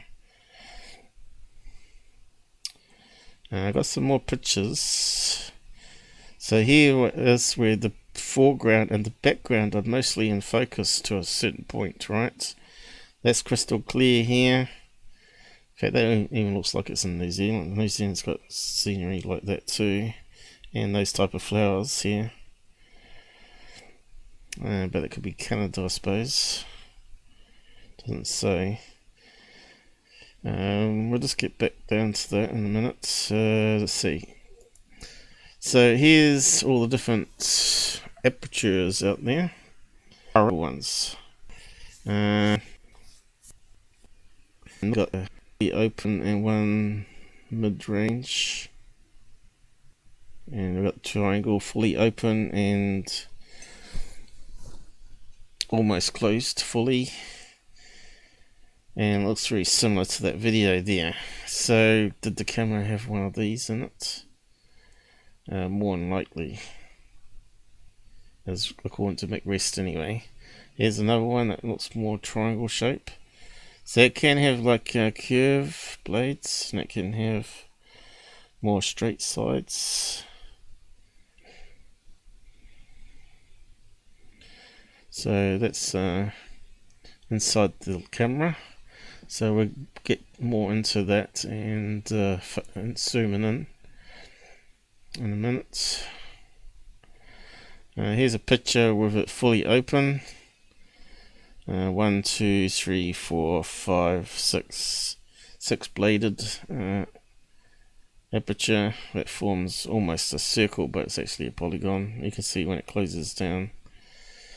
So when it's a little hole, the foreground and the background should be within a certain range, focal point, should be in focus, and you can see here it is. But here, this one, you can see the towel with the more light coming in is more washed out. So in that video, it looked like a blurry triangle, but sometimes it looked sharp as well. So did the hole change here on a 3 blades one? It's possible.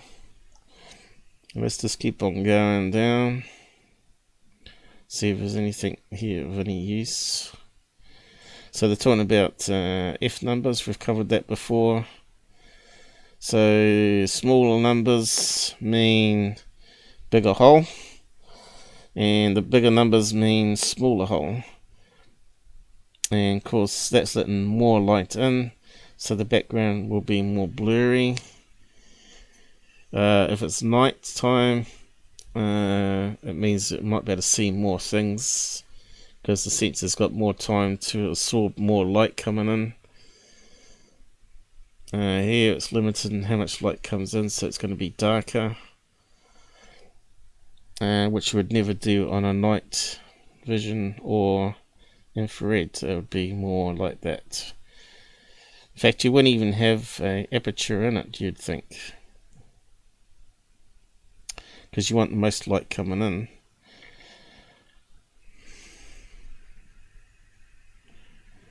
And again, it's talking about closing off the light, gets darker, of course.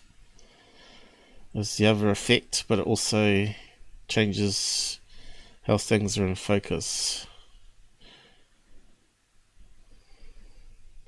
So when it's overexposed, a lot of white light coming in, That's what we're seeing in those pictures, which they call glare.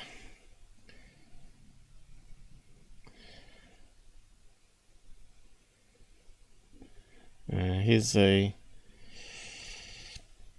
zoom lens.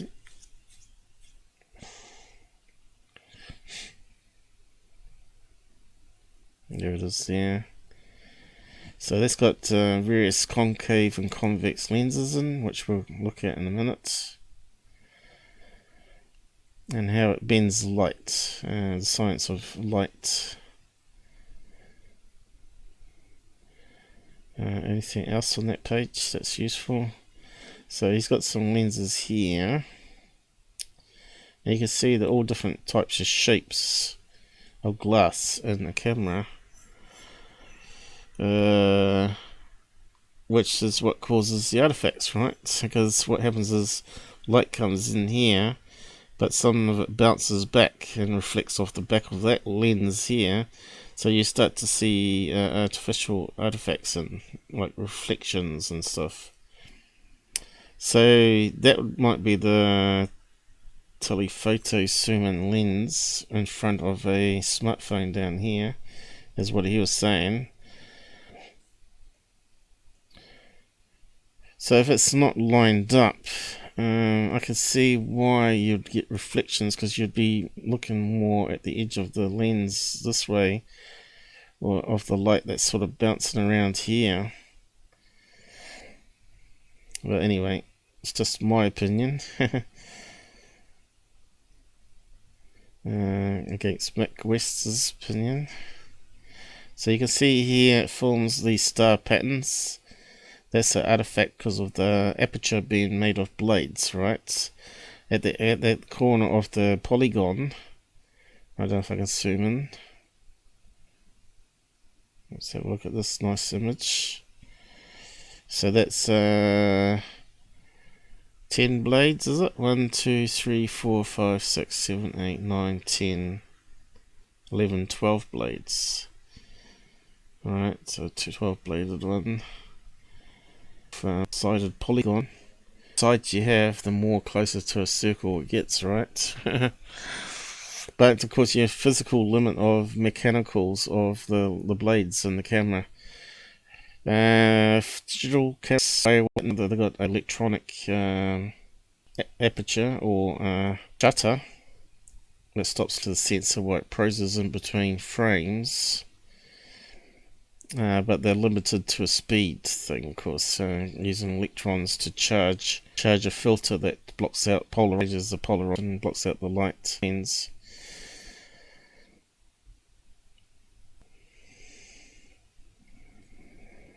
Okay, these are the spikes they're talking about. Oh, maybe it's 10, maybe I miscounted. I thought it was 12. Keep on going. That is this nice spike one. That's a good one there.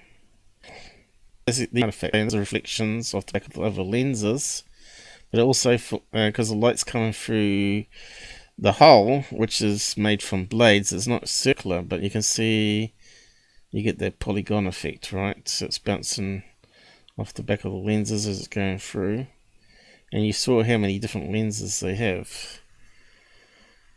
And here's one with heart shapes. Changes to your Bokeh. How do you say that word?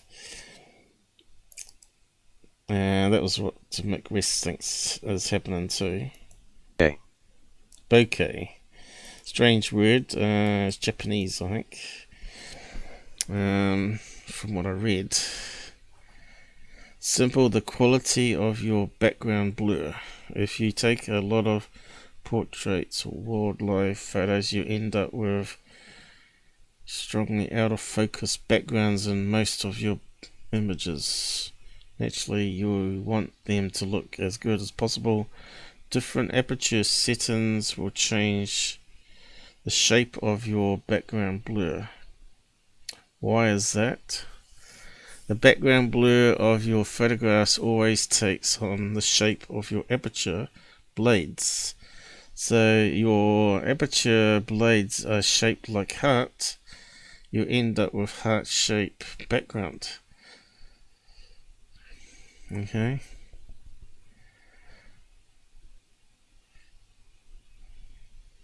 Now, why would you put heart shape? So this is an additional thing you can put on the front of your lens, which Mick West was talking about, that they do with night vision cameras with squares and possibly triangles. So that's another way to do it, that you're putting on a additional aperture where the camera doesn't actually have one. Do smartphones have apertures? Good question. They probably use electronic shutter, not a physical one. They don't make a click sounds, do they? Well, they have a hole. It means hole, but it'll probably be an electronic one. How do we word it? Do smartphones have blade apertures? I don't think they do. Only top line cameras. I think it's all electronics. Aperture. So it's talking about a high-end camera there, which we know does have Galaxy S9.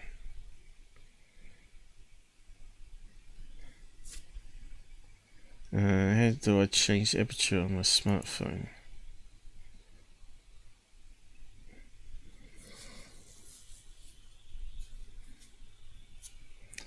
I think it's electronic though.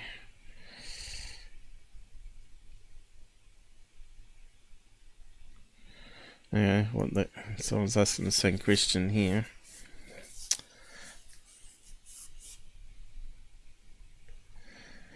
As you can see, it's not always an easy answer.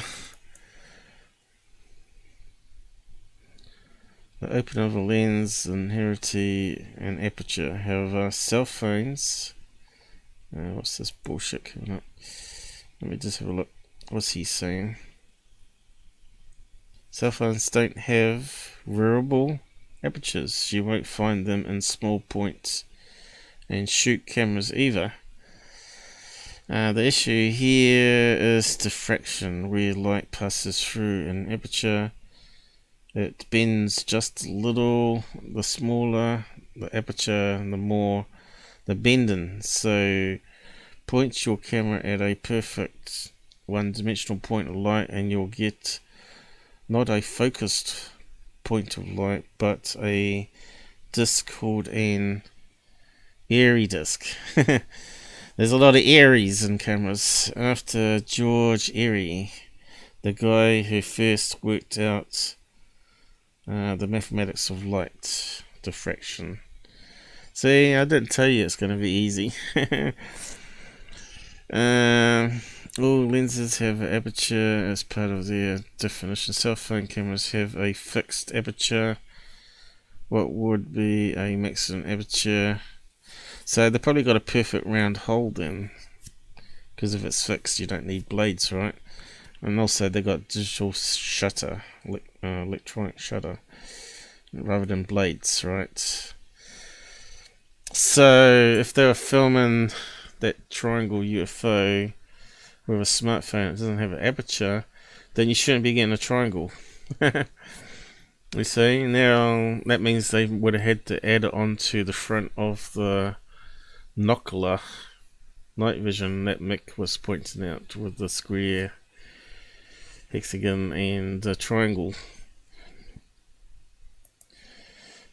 And in this case, heart shape on the front of the lens.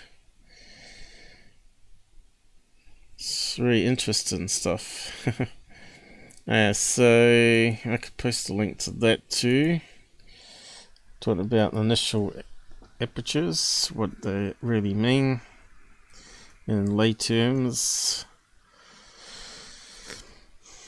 It's basically a hole in front of your camera, and they use blades because then they can make it bigger and smaller very easily, rather than having... How do you do a circle? You can't do it with a circle, really. How would you make a circle get bigger and smaller? unless you had like layers of like a digital electric one where it sort of shades in but leaves a circle at various size thicknesses, and you have various layers. But then you got light going through multiple layers of this thin filter that can change darkness. So that would create probably other artifacts, right? So what was this one here? I was looking at another one. Is that the same one? So you can see each of these lenses, reflection, and the shape of the aperture. Heart shape, still going on. Hexagon shape. Yeah, so we're done with that one. So you think 2 hours coming up. Okay, we looked at that one before, but that's where you get your diamond one here with the 3 blades. So that's 3. Where's the square? Have they got the square one there? I don't see the square one, which is 4 blades. 1, 2, 3. They go 3, then they go 5, isn't it? 1, 2, 3, 4, 5. No, 6. Why would they do that? I don't know. Oh, actually, we don't need to copy that. No, we got enough copies. Okay, more on aperture. So it kind of looks like a circle though when you got it right back, but still, if you look carefully, it's a little flat to the sides. So that's a 10 or 12 one, is it?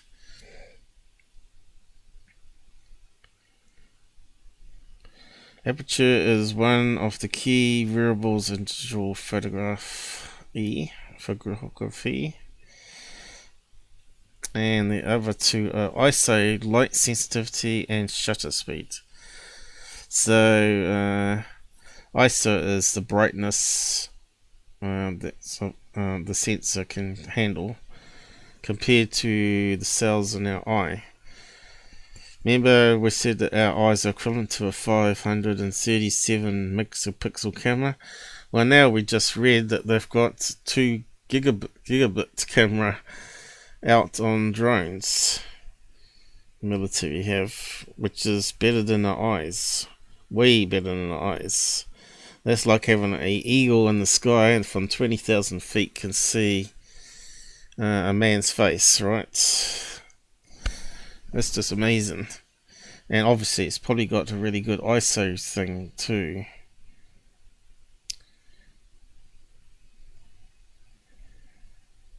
Where it can pick up less light and still see it pretty well. They normally call that starlight, right? A low light ISO. Shutter speed, amount of speed it can take to shut and open the blades of the camera. The physical ones would have a certain limit. I think they got up to about 8,000. That's quite a lot. 8,000 closes and open in a second. And digital ones, I think, have a certain speed limit that's even worse than the mechanical one. I think they can go up to about 4,000 as well, but not as good as the mechanical. I suppose that's why they use mechanical still. Why does it need to close the shutter? Well, it needs to trap the light in time slices, right? In perfect time slices. You don't want light to be all sort of random per frame, because then you got no calibration, right? So you got no standardization to what you're seeing.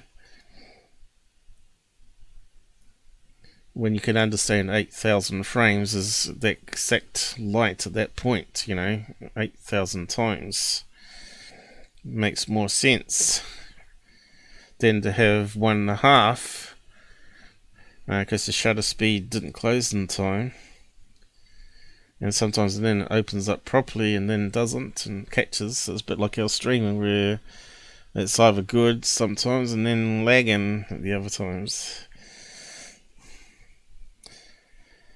There was something more on this one though for Aperture.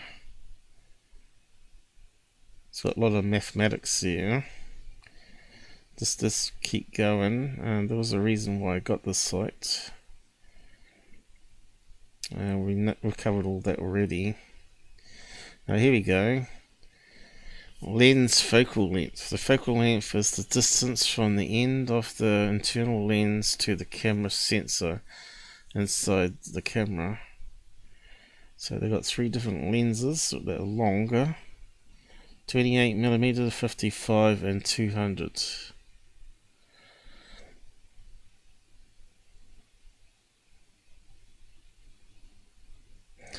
If you were at the beach looking at the whole scene, there would be lots of light from the sun and it's reflecting on the water. This is what a 28mm lens gives you. A nice wide picture where you can see everything. Okay, what's that saying further down? If you're using a 200mm lens to look at some guys fishing in a boat off the shore, then this is a zoomed in type situation and you only get the light from the boat and people. Okay, that makes sense. F-stop and lens focal length.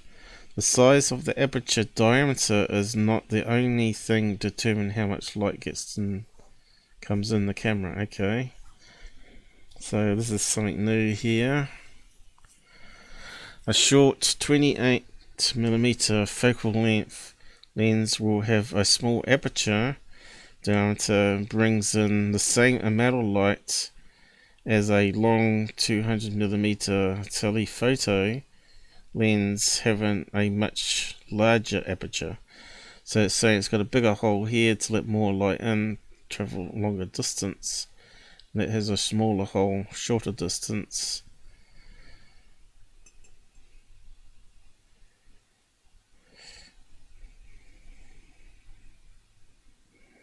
And it's got some mathematics here if you want to go through all that. Talking about f-stop numbers. Complicated stuff, right?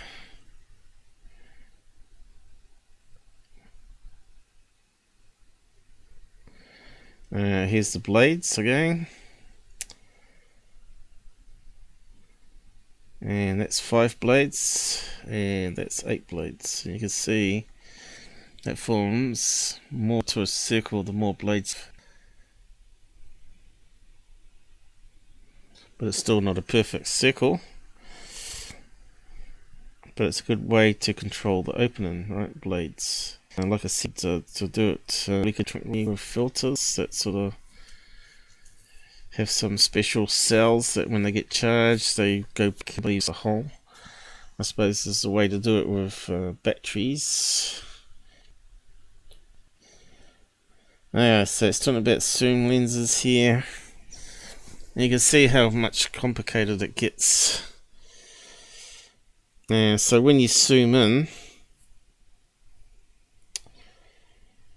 it talks about zoom lens at the photo setting.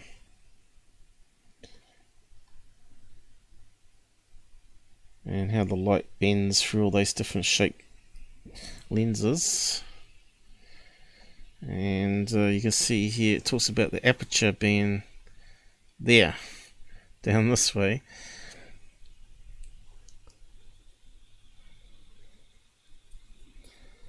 I think we need a better diagram though to explain it. Zoom lenses allow focal length. The aperture setting mechanical inside such as lenses can be very complex. Yeah, you're telling us. And this aids significant to the price. Most zoom lenses have the aperture narrowed down when you zoom in, so the image gets darker the more you zoom. Lenses that maintain a full aperture range are expensive. Okay, cheap cameras versus professional expensive ones. That's what they're saying there. $25,000 for a camera. Whoa.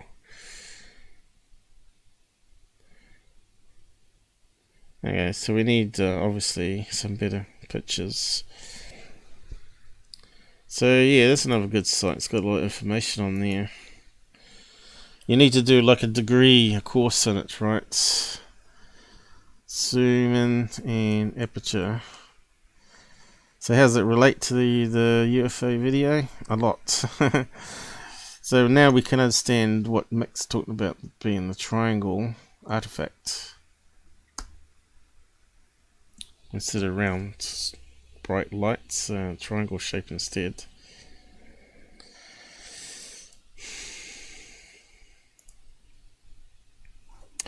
Okay, here's some diagrams of the same one we saw before, where the aperture is. So that would be like the telephoto lens, and that would be the regular camera lenses, and the sensor.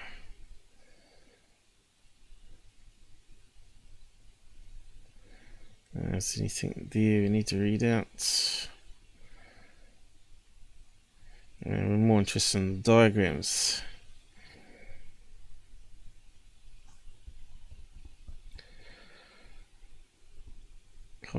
Convergence. So the light's coming in here, and these lenses move in and out, forward and back, I mean, which changes the angle of the light falling on the sensor.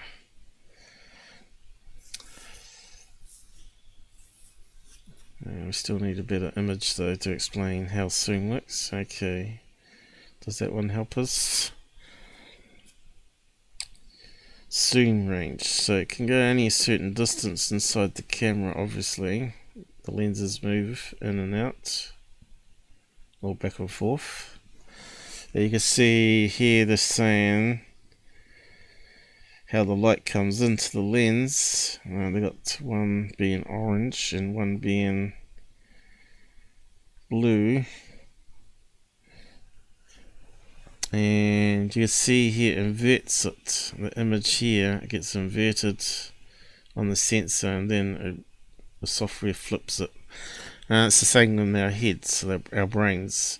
So we see the light coming in our eyes is always up the other way, but our brain flips it for us automatically. Clever stuff, Mother Nature. Still, we need a better image there to explain how the zoom works with the angles. Oh, here we go. Does that tell us?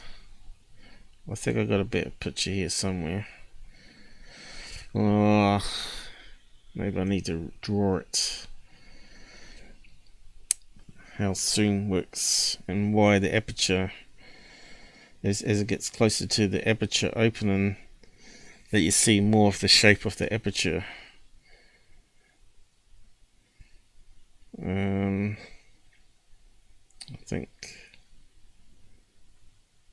So here it just shows you that we see a person standing here, but the camera sees it upside down like our eyes do, and in the software we flip it around.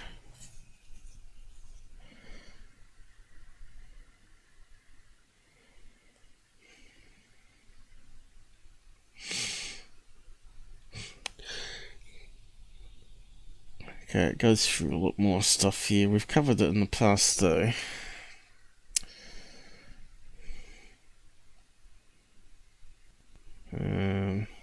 Do I need to explain soon? Let's go to low vision aids. Okay, let's talk about magnifying glasses and stuff. Okay, this one also gives us a picture of the eye, which is how we model our cameras. So you can see here, the real object here was the draft, but with a telescope it looks bigger. Now, how does it do that? Here, the light goes that certain distance here and puts the image on the back of the eye here, upside down, of the giraffe. I don't know if you can see that there. But when we use concave and convex lenses, can lead the light from here and stretch it upwards. So this is going to be a little confusing. But as you zoom in, looks like it's getting closer to us, but it's also getting bigger. But you can see here it changes the angle of the light, so we see more of the light between. Falls on the back of the eye here on a different angle, which basically stretches all the light, and we see more of the light in between, and so we get a bigger image, which basically is magnifying it. And you can see, if you follow the lines here, it's actually quite a good diagram really, how zoom works. And there are the various lenses that you can put on camera and magnifiers. So here's an example with a magnifying glass.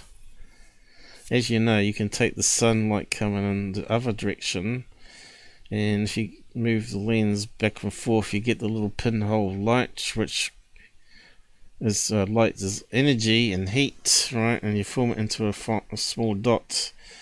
It heats up very quickly and can set things on fire, rather than it being over a greater area where there's not enough heat concentrated in a pinpoint to actually cause paper or whatever to catch fire. I think we've got some better images here. Here's one here where you can actually see the line on the page. So it's talking about a vertical, if it was vertically further out, but we're actually bending the light closer, and it's spreading it out across the back of the lens, which our eye sees, right? So it takes all the light on that little pinpoint there and expands it across the whole back of the lens on the magnifier glass. Then we can look with our regular eye and see the larger image, right? That makes sense, doesn't it? Well, if you just looked at the light coming from the page here, without the lens here, you'd see all of that area.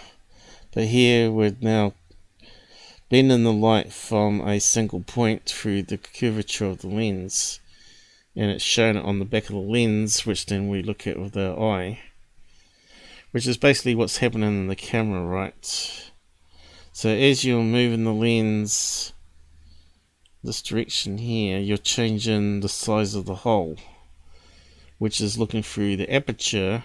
So as your lens is moving closer to the aperture, you're going to see more of the shape of the aperture. Does that make sense? Complicated, but that's a pretty good diagram there. And you can see here's another one of the eyeball here with magnification and how it's inverted, and then the brain flips it. So that one's quite good. Comparison to the eye to a lens of a camera.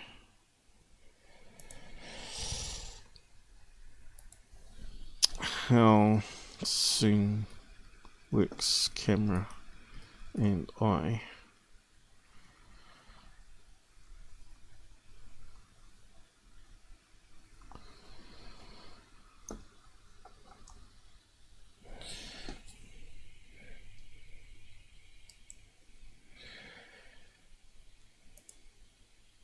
So it's hard not to be technical on this stuff, because you need to be technical to be able to understand camera artifacts, of course.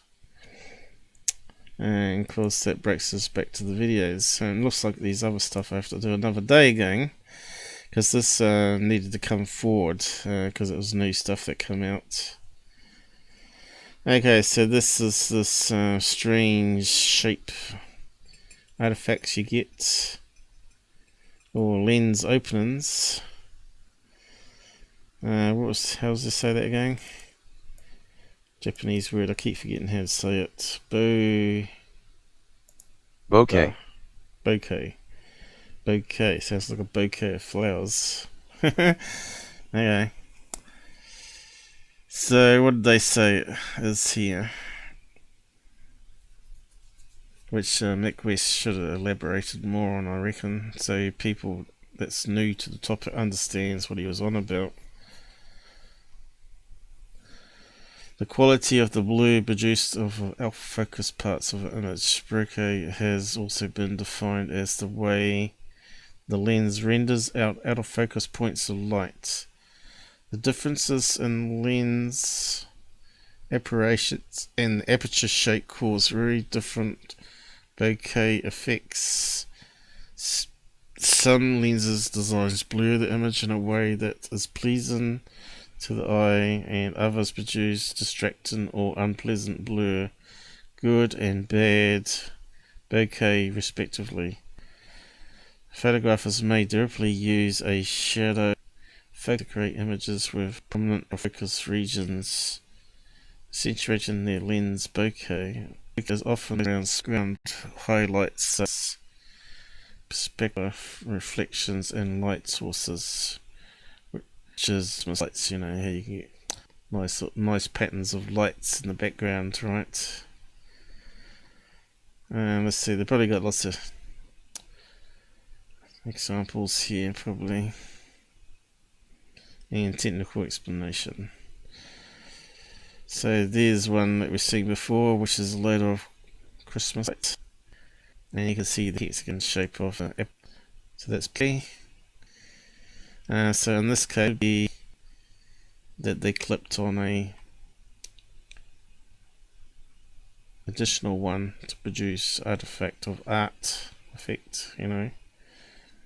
And there's one with a Christmas tree, which is blurry out of focus hexagon shapes.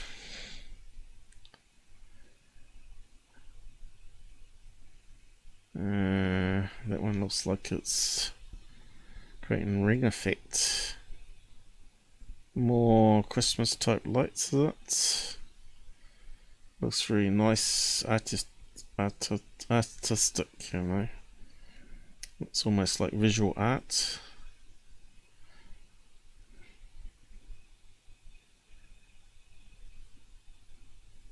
And you can see the tree there can be slightly out of focus or very much out of focus and create these strange patterns in the background or blurs. But yeah, they didn't actually show us heart-shaped ones, so let's see what we can find there. Okay.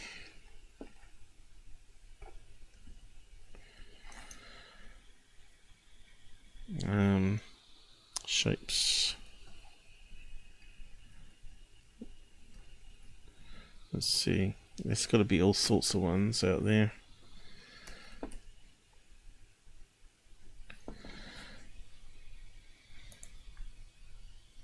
And here we go. So what do we got? Star pattern ones, heart shaped ones. What's that one? Wells, musical notes. It's amazing what you can do with a camera. Look at that one. Christmas lights turned into little stars, colourful stars. Candle light.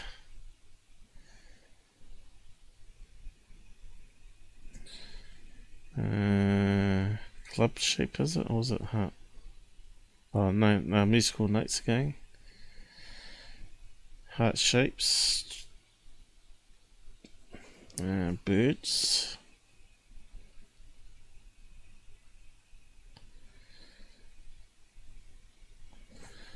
Not seeing any triangles, but there might be here. Heart shapes. There's the diamond shape or the square. That shape seems to be very common.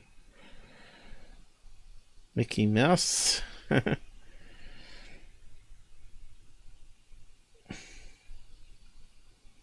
shapes again. And there's a lens with one on. So it's cardboard. You can just cut it out in cardboard, stick it on your camera.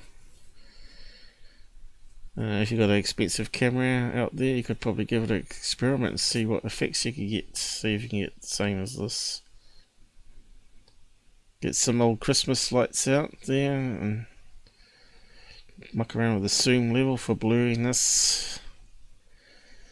And make some nice art pieces, right? There's someone else's that shape. There you go, you can get lenses with all these ones on. So you got cat footprint or dog footprint, happy face, star, butterfly. Now there's a triangle one, is it? Let me zoom in a bit. Oh yeah, it kind of looks like a bird rather than its triangle shape there. Stars, Christmas tree shape. The other ones I can't quite make out. Reindeer, is it? Moon.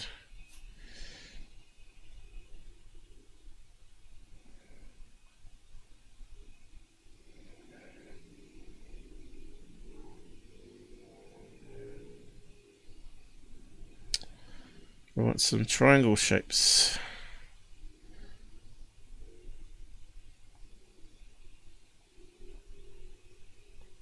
Dollar symbols.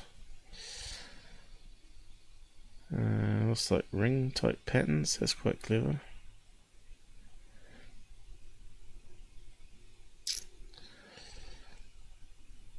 I won't mind some of those on the wall actually. There's a triangle one. Makes really good, here we go, got triangle patterns. 3 points of light. Oh, 3 points of light. Looks like a TR3B. Here's some triangle ones.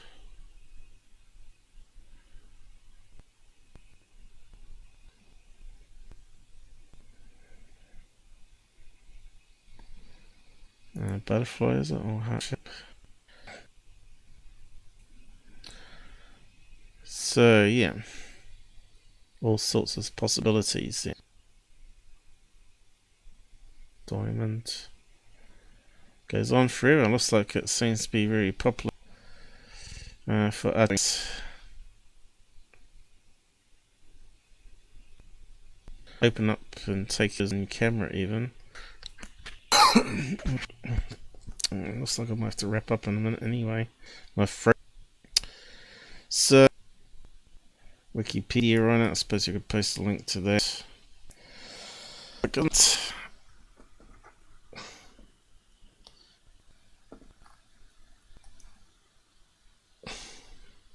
can look screen, so it's going to zoom in here for you. Now you'll see part of the other screen that I had. Two screens. Yeah, we're finished with that one. That's last bits we got here. Yeah.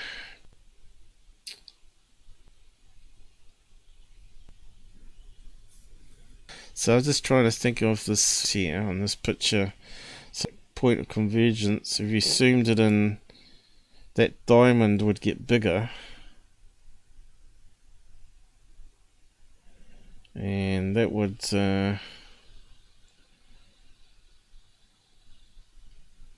move that forward, would it? This way. So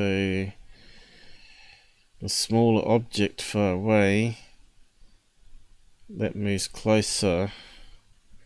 So that ends up being bigger over the sensor. Allows you to see more of the light in there, so it sort of changes that triangle shape of light coming in, falling on the sensor, allows us to see things closer up. I think the other diagram we had was better, but you can see all these different lenses inside. It's just amazing. But do they have that on smartphones? Well, apparently they do, and you can see there they have like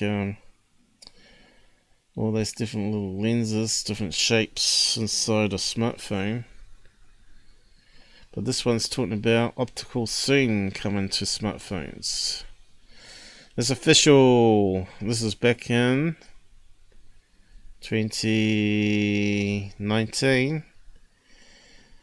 So they've had plenty of years now to improve this and roll it out to every phone, but it hasn't happened. And that gives us 10 times optical zoom inside a camera.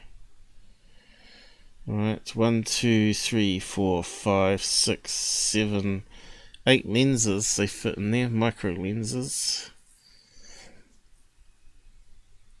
And it's got other lenses going the other direction, see that there? 1, 2, 3, 4, 5, 6, 7, 8, 9, 10 going to the sensor on the side rather than to the back. So what's it doing there? It looks like it's got a sensor there and a sensor there. So one would be autofocus, would it be? Multiple cameras actually, look. So what are they doing here? It's quite technical, isn't it? But size will change the zoom in and out 10 times.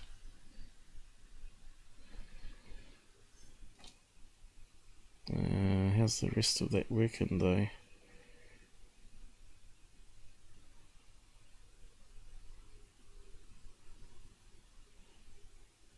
Not sure why it would have a hole that side.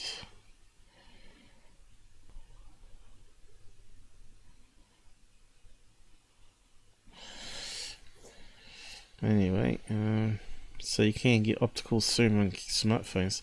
And they really need it, right? Because those UFO videos we get are just so bad. They use digital zoom, which is no good. That's like taking a picture here, digital zoom, and just taking the chunk of like I do on the editor and expand it outwards, right? That's digital zoom.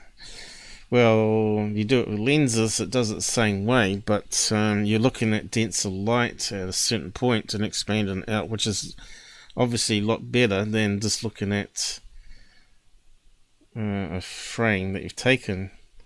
So basically you got 10 megapixel image here, and you're taking out a corner of it, which might be, say, half a 500k, half a million pixel, and expanding it outwards. But if you do it with optical, when you zoom into a square here on the lenses, you're still getting 10 megapixel of pixels at that level. Then you can do digital zoom on that if you want to. It's going to be better quality. So optical is the way to go. If that makes sense. You could explain it better. Anyway, cameras. Optical zoom is the last topic here. And I'll wrap up and leave it at that. We're just over 2.5 hours, is it? Camera, optical zoom. So they are coming. It's just a matter of rolling it out now. It's been a few years. Optical zoom.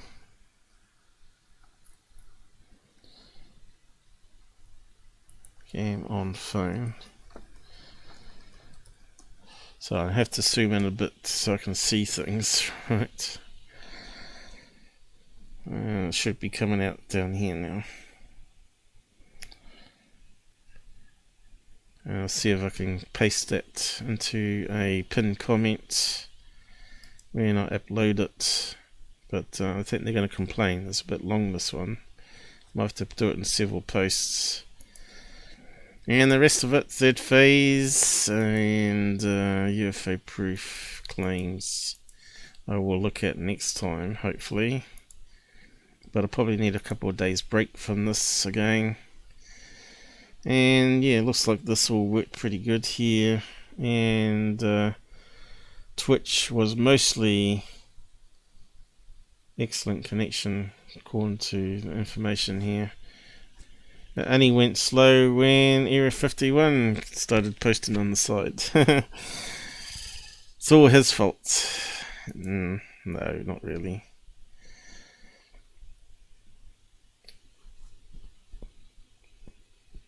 Okay, we better wrap up. Another day for the rest of it.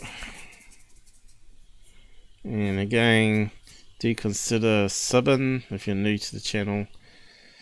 And hopefully helping us to fund improvements to the channel. So we need money.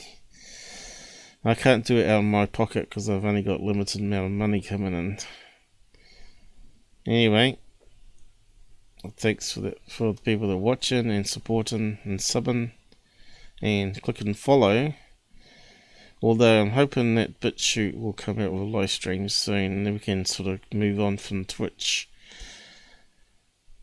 But yeah, better kick off the end credits here and say good night. And we did do it a wee bit earlier today, which was good. But now I've got loads of work to upload it to all these different channels, including YouTube.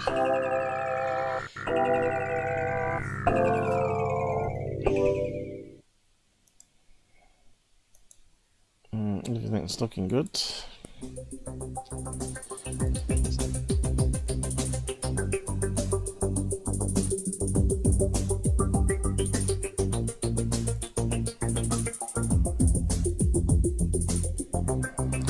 Wish I could see though. My eyesight's got really bad with the eye drops.